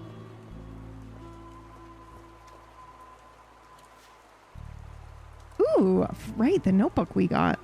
It seems barely used. What's on page 1? It just says Anita Lopez, month of August 2027. Don't people have phones? Why would anybody use a physical notebook? Some people just prefer the feel of paper, especially those who aren't cursed with your chicken scratch handwriting. You breeze through the used pages in a single breath. All you find are a few meetings scheduled this month, filled with names that mean nothing to you. And then, the very last entry for today, a meeting at high noon with one Aaron Sloan, along with a phone number, presumably his. Blank pages of high quality? Stock. Dozens of them are all that remain. That is, until you flip to the end, where a neatly folded sheet of paper is tucked into the crease. As you spread the paper, you notice the filigree SS logo watermark adorning the upper right corner. A colorful chaos of overlapping pie charts, tangled flowcharts, and cluttered bar graphs. It's a dizzying data maze designed to confuse rather than to clarify. Upon closer inspection, you realize it's the annual financial report for Kuiper Belt. While you're no expert, the mention of insufficient revenue suggests the bar is facing substantial loss. Maybe that's why Anita wanted to meet with Sloan. And then her car broke down with her business falling apart and you snooping around her dirty laundry. No wonder she's in such a great mood. Interesting. You asked Maxine about him, and from her reaction, she's hiding something. Well, we also need to go down the road and figure out what the deal is with... Frank towed her car towards the gas station to repair it. She missed an appointment when her car broke down. You found a number in Anita's car. Maybe we should call it. Yeah, let's try it. Call the number from Anita's notebook. The line rings and rings and rings endlessly like it's never going to stop. Just as you're about to hit end, a deep, exaggeratingly masculine voice, clearly trying too hard, answers. Oh, gosh. I was just checking if Anita Lopez maybe managed to meet with you today. And who might be asking? Unfortunately, we're not at liberty to disclose sensitive client information. Mr. Nightingale, Mrs. Anita Lopez's personal assistant. Maybe we should say partner. But I don't know what they mean by partner. But we know the other guy's name, right? I'm going with personal assistant. I didn't realize Ms. Lopez had surplus funds or even the need, but given your apparent obliviousness to her meetings, I take it you're budget friendly. What a dick. Anyway, no, Ms. Lopez missed our appointment. We'll send her the documents for review via email. Signing them is of the utmost priority. Documents? Yes, I'm sure you're aware that the motel is officially in default due to Mr. Fleming's missed mortgage payments over the last 2 years. As the rightful owner, your Miss Lopez reached an agreement with New Horizon Bank to have the foreclosure, along with the taxes, handled through the acquisition, which cannot proceed without her signature. Oh, the documents for the motel. The motel's documents. That's Cusco, right? Oh, Cusco. Sorry. Yes. Oh, the documents for the motel. The motel's documents. Wait a minute. Who is this? I'll inform her ASAP. Thank you. And hang up. Well, that's an interesting development. Now, why would Anita want to meet this Sloan shark in person if she already agreed to let the motel go under? Drop the axe herself? Or is she actually trying to save it? Interesting. Also, we need to make one more phone call real quick. Please. Now that you know the motel will be sold, you might be able to approach him in some official capacity. Yes, I'll introduce myself as Anita's lawyer. Anita's assistant should suffice. Original, but hardly plausible. He might not buy it unless you sell it well. The phone, well, I am dramatic right now, so maybe. The phone rings once, twice, and then again. Each pause between the ring chips away at your hope that anyone will pick up. But then, the call finally connects. Hello? His voice drifts through the line, hazy and unfocused. Good evening, Mr. Fleming, I presume. This is Jean Nightingale, your ex-wife's assistant. Assistant? My ex-wife has an assistant now? Incredible. You ever notice how assistant sounds like insistent? Sorry, words feel weird tonight. Something is wrong with this man, but what eludes you? Is he drunk?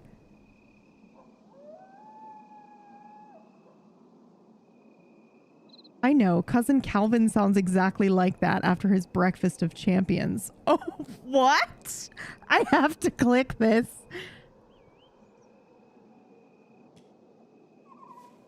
Yes. Classic footlong joint on an empty stomach. This sounds different. It sounds like he's piercing the exosphere on his way into the void. It'll be hard getting any useful info out of him while he's like this, but still, you have to try. The silence from the other side of the call is so long and so profound that you're sure Ben has completely forgotten he's even talking to you.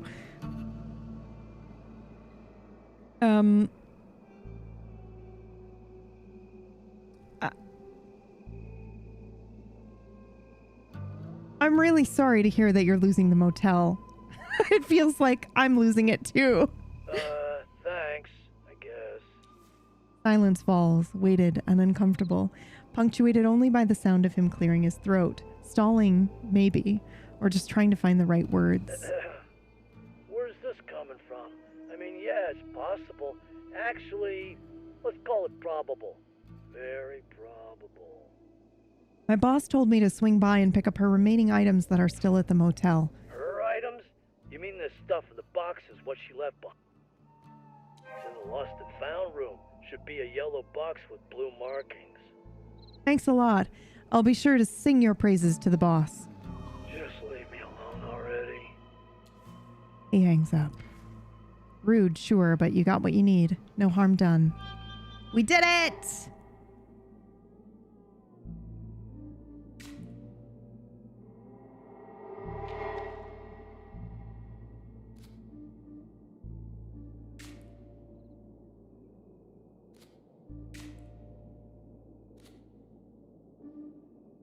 Okay.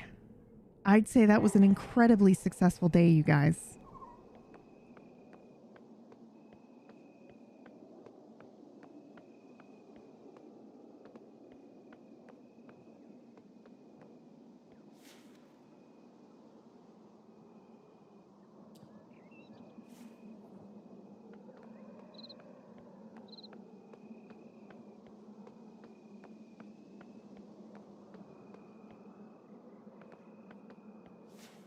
All right, let's go to the roadblock.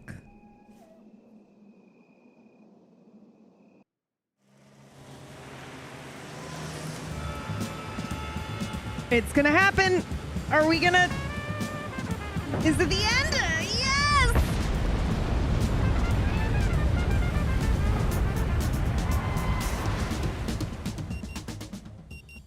Oh, that was so good.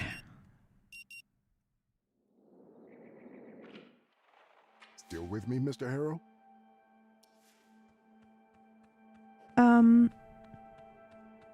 Sure.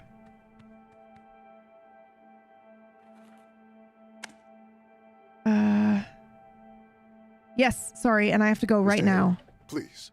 It's trying to remember everything that happens in what order. Because now we should be able to fix this.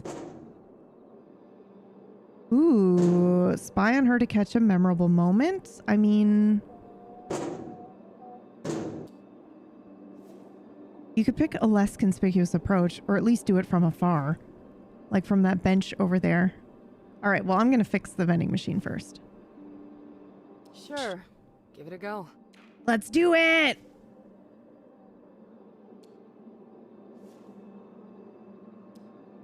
The coin clinks, we did all, I read all that already, Nice. so. I don't know how you figured it out, but thank you so much.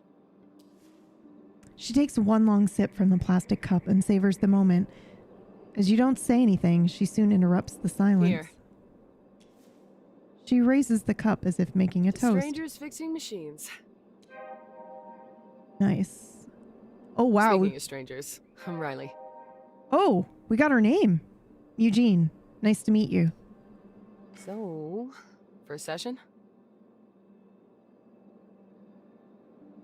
Is that obvious? Well, I've never seen you before, so I figured it might be your first. Oh. She pauses, then looks at you mischievously. So, how was it? I don't subscribe to the idea of therapy. I believe in hard work, or I'm gonna just say, well, I've been told it's for my own good, so. I'm sorry it happened. Well, on the other hand, I'm kind of glad it did. Otherwise, you wouldn't be here in the middle of nowhere. She winks, as if she's not supposed to say it out loud. What'd you do? Oh. I did a stupid thing or two during last year's New Year's Eve. That's blocked by being secretive, so I guess we'll say nothing to worry about. I'm out as soon as I finish my sessions. She nods. Well, good luck. I hope Dr. Fink helps you figure it out soon. Yeah. Not that I have any personal experience with therapy. I only ever go during our mandatory assessments. My brother, though, he used to visit Dr. Fink daily for quite some time. And trust me, I saw him getting better and better as the months went by. Until he quit. Why did he quit? He had a minor disagreement with Dr. Fink regarding some of his, beliefs. But other than that, therapy really helped him get on his feet again. But enough about that. Interesting. She puts on an uneasy smile. So, how do you like the motel? Met the crew yet?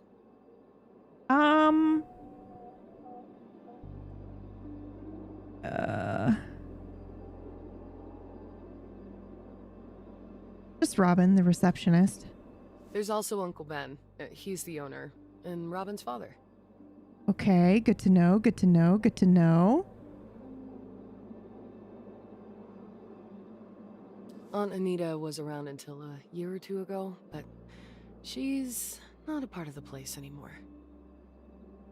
Uncle and aunt? You're related? No, it's just that I lived here for a while. A long time ago. Holy to be shit, dude. precise. I was like, what? There we go. Now it's working. But this is covering the time I see. Hold on. So you guys can't see the fucking time. Oh my god. It's either inspiration points or time. The Flemings took me and my brother in after we lost everything. They became like family to us. You lost everything? How come? We lost our mom in a house fire, and our dad had passed before that, so... yeah. Anyway, Uncle Ben was like a father to us. Still is in some ways. He's a little quirky, but he's got a good heart. Robin, too. I guess what I want to say is, you're in good hands here. That's good to hear.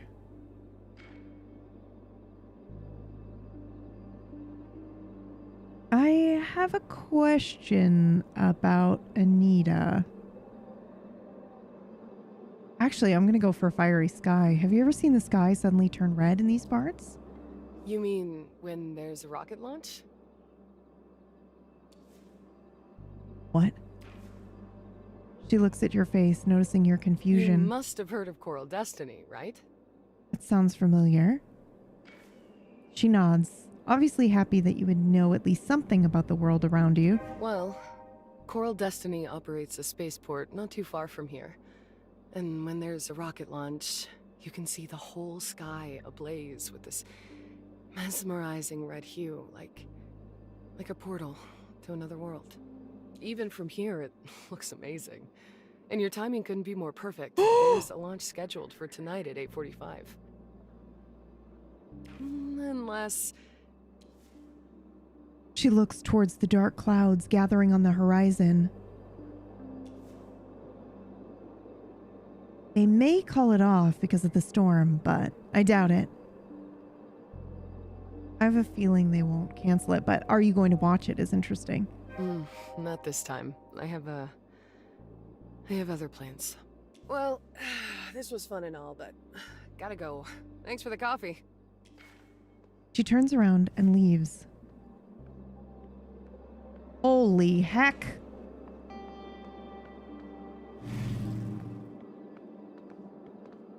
That was crazy. Rocket launch. All right, we've got Riley's info now. We fixed the vending machine. Gonna hold to wrap that up. Man, guys, do we want to do the incident? You had built a wall in your mind, brick by brick, to keep the incident buried, but now the memory has shattered its way back to the surface. It takes 4 inspiration points to uncover the incident. It's weird that it's connected to Riley.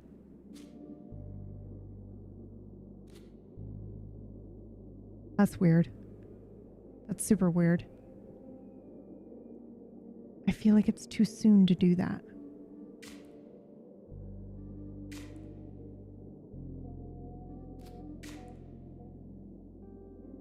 I'm gonna do it anyway.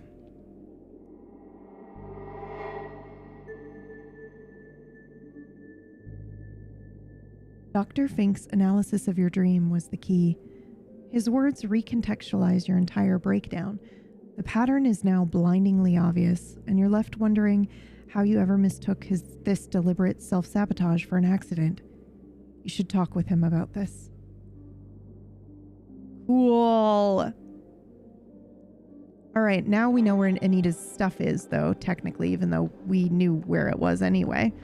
We'll go in. I don't need to unplug the modem. Of course, I've rebooted it. She's busy. We'll see if we can get the documents here. Look for a yellow box with blue markings. There's a whole mess of things here. It's going to take a while to sift through them all, even though you know exactly what you're looking for. After a bit of rummaging, you spot the box Ben mentioned, but inside there are 3 smaller ones, a cylindrical one, a green one, and a plastic one. Inside the box, you come across a stack of old books of entrepreneurship and starting your own business. Serious classics, the kind people swear by, and the kind that promise to change your life if you let them. Oh, she did her homework. No doubt about that. The pages are scattered with underlines, ravaged by a fervent need to understand, to conquer every inch of that knowledge. Inside the plastic box, shoes, all kinds, classy for work, high heels, low heels, no heels, comfortable ones, torturous ones, anything you can imagine, and then some. Well, that's a lot of shoes. A lot. Understatement of the century. It's an invasion. A whole army of souls waiting for their next mission, their next step. Well, let's check the cylindrical box. There's a pile of notebooks, all dated from the 1990s, but the writing's a chaotic mess. Every page, it seems, is covered in sketches and doodles, tangled up in half-finished thoughts. It's raw and frantic. This looks like from the time when Anita was unhinged. A different side of her? The one she's been hiding from you all along? It kind of adds up.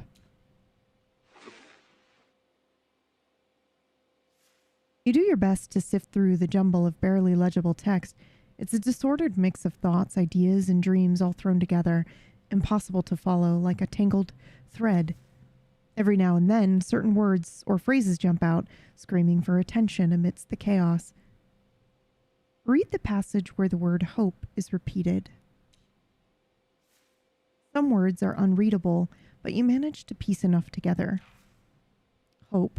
The word sticks in throat like a splinter. Hope. It's good to you through. Hope, hope, hope, like a record that won't stop.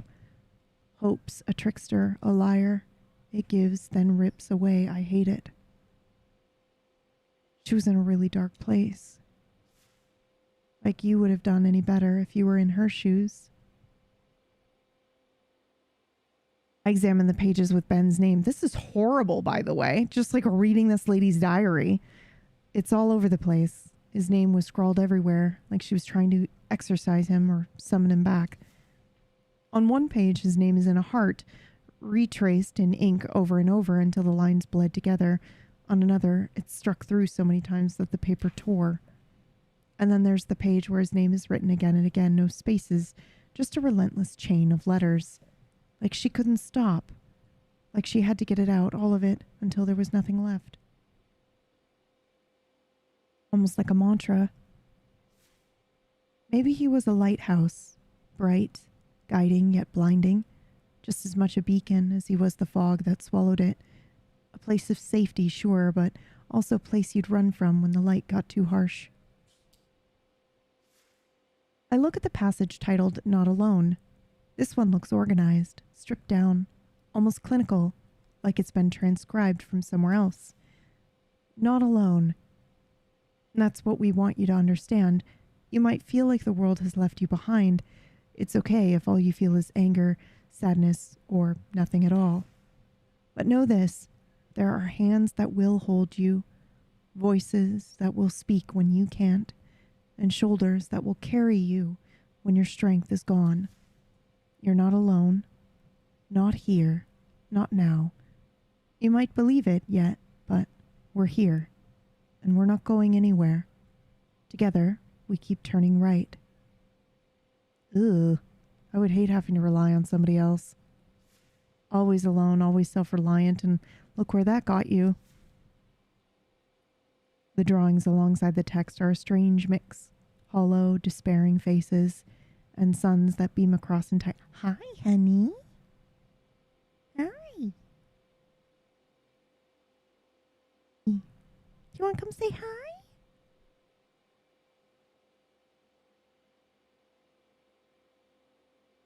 Oh. No, I just want to launch off of your shoulder. Thanks, honey. I just want to crawl over the desk. That was Atlas, actually. Crawl over the desk and just hop off. Yeah, always alone, always self-reliant. Look at where that got you. I know. Every once in a while, the game just talks directly to the player. It's crazy. I mean, technically, it's the character, but you know what I mean. In one of the notebooks, 2 calendars from 1997 and 1998 are taped to the center. Oh! I didn't realize he was here, but Mac was underneath chasing him. So, birthday is... Most of the days are crossed out like someone was counting down to something. Well, couldn't be a birthday because it's 97 and 98. We know her birthday. It ends in 1998. The writing stops there too. Wonder what else is here. As you sift through the contents of the box, you uncover an old VHS camera tucked away in a clear plastic case. Oh. Inspect the camera. The camera itself looks worn, but still in good condition. The tape's still inside, but there's no battery. Aside from the bag and the other camera accessories, there's an unopened battery, brand new, untouched, like someone bought it but never got the chance to use it. Unpack the battery and insert it into the camera. The battery fits perfectly and the camera has juice now. Turn the camera on slowly. The screen flickers to life, starting with the company logo. Then it jumps to a list of videos, each one creatively labeled as video, followed by a number. The titles offer no clue as to the content. Oh, the camera has died again. I don't know what's going on with it today, guys. Sorry. It must be too hot or something. The screen goes live with a close-up of Anita, like she's holding the camera pointed up at herself. She looks young, way younger than today, but her face, it's pale, tired, like sleep's been avoiding her for years. The date in the corner reads 9 March 1996. Is she happy tired or just tired? Hard to say. It looks and feels like the kind of tiredness sleep won't fix. The camera turns, and in sails a man. He looks older, worn down, like a train that was hit by another train and then pushed into a river. Ash gray face, dark circles carved beneath his eyes, lips scorched and cracked. He looks sick. Really sick. Holy shit. Party life hit him hard. Indeed. You've never taken it that far, and now seeing this, you're glad you didn't. Suddenly, Anita's voice cuts the silence from behind the camera. Ben! Look what I bought! Oh. So that's Ben. This camera moves closer. His face fills the shot, and it's even worse up close. The grainy footage makes it all feel like a cheap horror flick. His eyes are filled with nothing but desperation. He reaches out, hand brushing the camera before the picture jostles, shakes, and cuts to black. Holy shit, what the hell happened to that guy? Who knows? Whatever it was, it's on film. Video 01.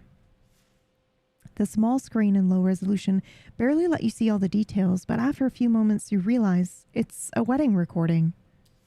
The camera focuses on the bride and groom at the table. They look familiar, younger, and with big smiles on their faces. And then it hits you. This is Anita and Ben. And the date at the bottom of the screen reads 6 September 1999.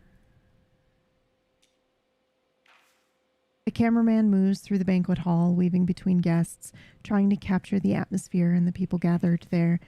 The recording shifts to the entrance of the hall, where the camera catches a group of teenagers talking, laughing, and playfully shoving each other around. It's hard to tell them apart at first, because the camera zooms in and out. One is dressed for the occasion, while the other two are still in plain clothes. Still, they all seem to be having a good time.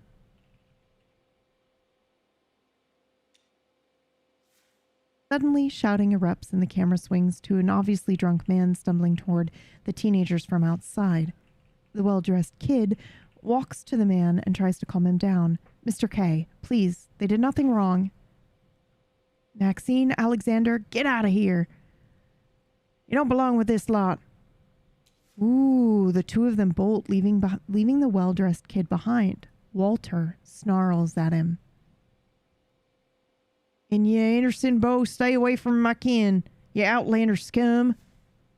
The frame quickly swings back to the hall, and the cameraman is pretending none of it ever happened. Looks like Max and Alex were raised with a strict no fun policy. Drunk people say all kinds of things, most of it nonsense. I'm going to fast forward a little bit. I want to see more about this guy. Anita and Ben are back in the frame, sitting and talking to each other. The cameraman is clearly far away as he zoomed in to Max, so you can't hear their voices. Still, by her smile and the way she touches Ben's cheek, it's clear that both are happy beyond words.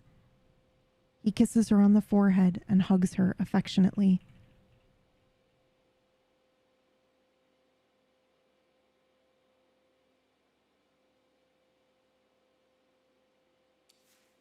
This Anita appears so different from the one you've met, moody and quick to get into an argument. People change, I guess. She changed so much that it's nearly impossible to grasp who she was or who she is now.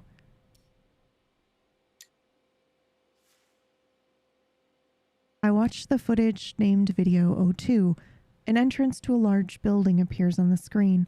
Judging by people's uniforms and ambulances, this cameraman is in front of the hospital. Here we are. Almost there, a voice is heard, rasp and excited, and also out of breath. The date in the corner reads 9 April 2007. This is the birth of their daughter, right? The camera swivels to the source of the voice. At first, you can't recognize the man standing there, but then it dawns on you. This is Ben. Not the Ben you saw before. This is a man reborn. Older, yes, but in that rare kind of way where time has treated him kindly. His cheeks are plump with the flush of health, tinged with a rosy hue. The despair that once clung to his eyes like tar is gone, replaced by what? Hope? Happiness? A wide smile spreads across his face, revealing teeth that gleam. A man with something to smile about, as if he's just won the lottery or been given a second chance at life. Wow, he survived? Incredible. And then you see it. Something that wasn't there before. The crutches. He's holding one in each hand, and as the camera zooms out, it becomes clear. Ben's missing a leg. His trousers are pinned up where flesh and bone once were. Was this the price for his new lease on life? The Ben in the first video, ashen, skeletal, on the edge of oblivion, to see him now, upright and smiling, even if it's only on one leg, it almost feels like a victory. Almost. The cameraman follows Ben to the reception area, where the nurse with a stern look greets him.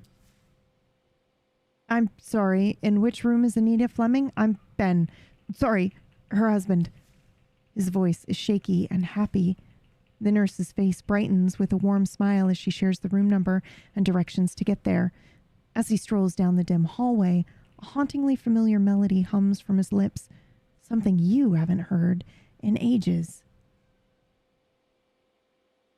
Sounds more like 20 Fingers Dancing. Either way, it's unmistakably a children's tune. They arrive in front of the room. Ben opens the door and there she is, Anita, cradling a newborn in her arms. Robin, here's Daddy. Come meet your daughter properly, Dad. This must be Robin. Up close, her tiny face resembles a wrinkled mask, puffed up like a little balloon. She's crying with all her might that her new lungs can muster. Robin looks like a tiny monster from a children's movie. They're adorable. They both are. Joy radiates from Anita's tired eyes, a weariness that has nothing to do with the burdens of before. I open Video 04. The recording is grainy and the picture jumps up and down as if the same fragment of tape has been overwritten countless times. Anita and Ben are somewhere on vacation. Towering pine trees and blankets of snow abruptly give way to the sun-soaked beaches and the murmur of the sea. The dates blur and shift rapidly. The only certainty is that it spans the years between 2002 and 2006. Wow, they really did see the world, didn't they? The motel must have been thriving to have afforded them such experiences, especially before Robin was born. You turn on the clip called Video 07. The recording flickers to life, showing a parking lot in front of the motel. Anita and Ben standing among the number of people. The date reads October 17th, 2000. To the right of the couple is a woman in her 30s with a teenage boy and a small girl beside her. She's smiling and holding the girl's hand. That's the Anderson boy from the wedding. The crowd chants, "Speech! Speech! Speech!" The camera focuses on Ben, waving at everyone. "Thank you all for joining us in this greatest of all moments. Your support has been truly important to us all. Special thanks to you, Barb. I owe you much more than support. You, along with Frank and Riley, will always be like a family to me." The cameraman zooms in on the woman with the teenager and the girl. She's smiling, but there's a hint of sadness in her eyes. The boy looks obviously embarrassed while the girl hugs her mom closely. Oh, wow, that's Frank and his mom and Riley? Wow. This tape seems full of surprises. You wonder what you'll see and hear by its end. Ben turns to Anita. She holds him under his arm and they walk to the entrance of the reception area draped in red tape. She pulls scissors from her handbag and cuts the ribbon while holding it with her other hand. The cameraman yells, "Now!" The crowd erupts, shouting, "The motel is now open!" Clapping fills the air. Some even clap their hands over their heads. Confetti flies around Anita and Ben, the wind catching it and scattering it everywhere. It looks like colorful snow made of pure happiness. This is nice. I'm glad I saw it. Oh, wow. Why is my life so empty of these moments? Holy shit. What risks, real risks, have you taken so far? There's your answer.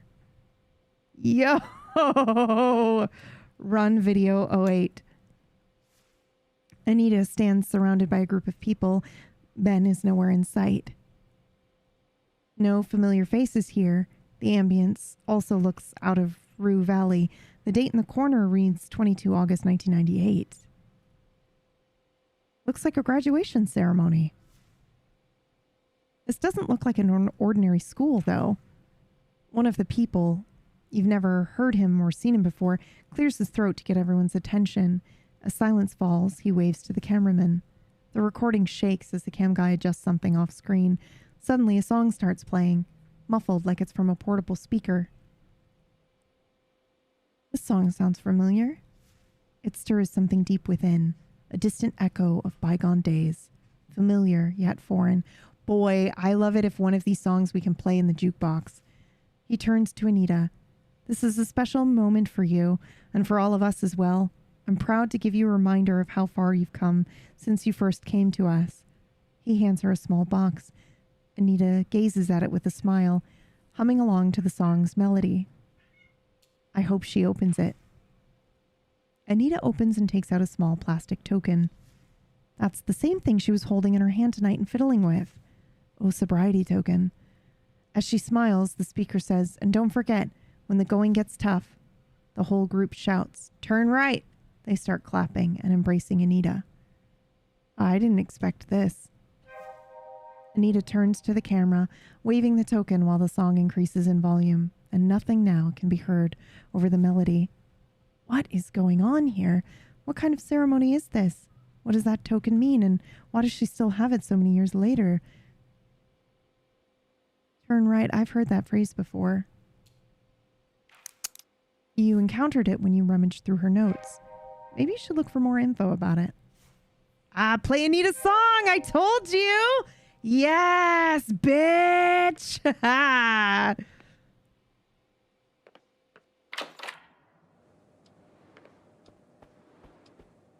Oh my God, guys. Riley is his sister. We have his last name.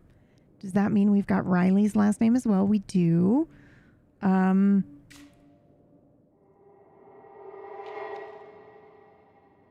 Anita's Forgotten Things. We found it. And then also play Anita's song. But we only have one inspiration at the moment. Oh my gosh.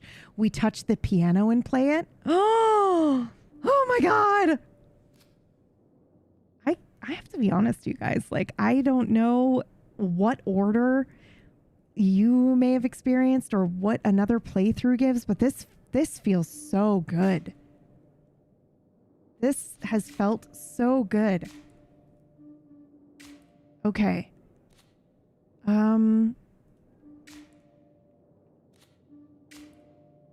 I think I would like...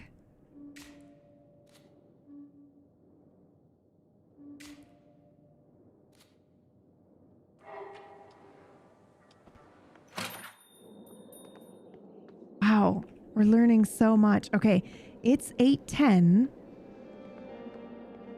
Let's get access to our room, maybe?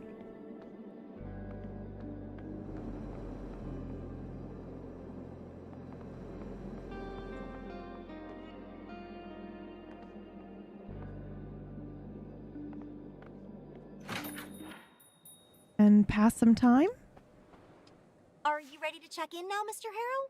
Ooh, what's the deal with Coral Destiny? We can ask her. She says, what do you mean? Why would a space corporation come to this deserted valley out of all the other options? Because it's deserted? And it's a good launch place? What better place to hide your nefarious, suspicious activities than the middle of nowhere ghost town?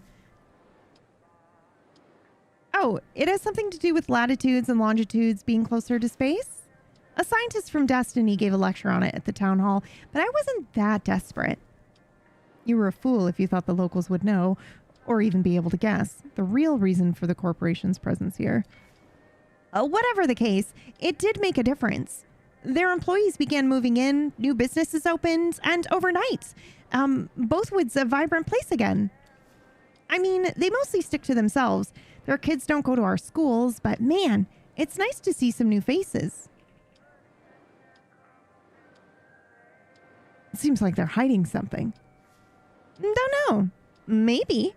I'm sure they're hiding their space project secrets. But that might just be company policy. She shrugs. Is she telling you the truth or is she in on the scheme? You better watch out. You never know who is working for whom. Do you know any of them personally? I've met some of them, yeah. I wouldn't say we're friends or anything like that. Far from it. I guess they consider us backwater yokels or something. Then there are space tourists. They're the worst, pestering everyone with questions like we're all part of the same space theme park. My mom even opened a bar that caters exclusively to them. So what kind of projects are Coral Destiny working on? Oh, sorry. We said continue listening, and then we ask what kind of projects. And she says, no idea. I don't care, like, at all about all that space stuff. I know it's exciting to a lot of people, but it's all boring orbital mechanics this and transversal speeds and that to me. What I do know is that they plan to build a mine, I guess, on Mars, but only because of all of their workers won't stop talking about it. Like it's the most important thing in the world, more important than global crop failure. Don't we have plenty of mines right here on Earth? More than we need, but I guess they want to exploit Mars for rare Earth metals. Don't know, but whatever it is, they sure sacrificed many rockets trying to get there, so it must be very profitable. You know, the fields across the valley are littered with debris from their rocket tests. We used to play games as kids, betting on which rocket would explode above the valley and which would shoot into space. Man, I was so good at that. I guessed almost every one that exploded. I don't know how. I would just get this warm feeling in my belly and kind of just know that it would shatter into a fireball. Is there anything else I can do for you? She quickly taps her phone and blue light washes across her face. Suddenly, Jason Burns enters the reception area and approaches the desk, addressing Very you. sorry to interrupt, but this is an emergency. The Wi-Fi. Robin, the Wi-Fi is not working in my room. Okay. I stop listening because Table Story has just gone live. We're going to sit in this chair until the world ends. And we're going to wait, if it lets us. Wait until something interesting happens. Table Story is live, so we're going to raid over here in just a second. I'll see if I can get the end of a time loop, but maybe not. And we save, yep.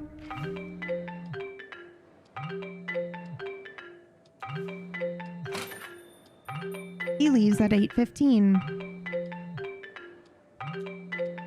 Riding north in his bicycle. We're ignoring it. And we're going to see if we can sit here until the end. Oh, it doesn't let us. Can we stare out the window until the end?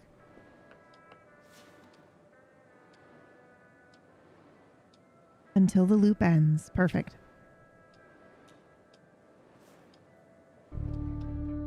What a game. It's so good. Also, to answer your question, Fo, I used the 598s for a really long time. I believe these are technically the new ones, the 599s. But both are amazing.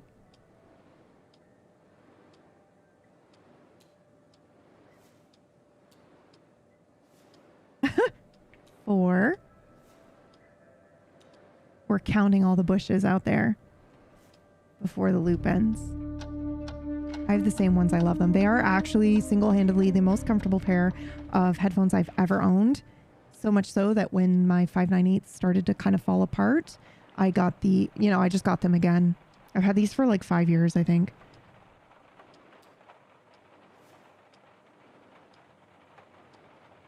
Paint a self-portrait.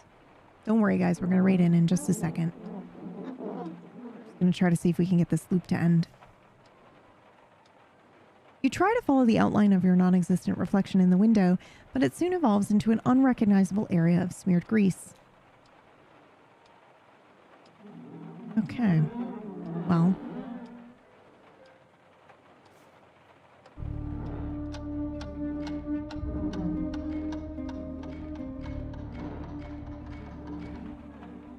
$8:33. All right, the window stops being interesting after a while. And now, it is 8:33, and I'm going to save the game here. Oh god, we didn't save at all. Jeez. That's the perfect way to end, though. Look at that screen. It's my favorite. All right, guys, let's see. I should have a button here. This one should be playing some credits for us. All right, let me raid Table Story. And then get ready to be on Table Story.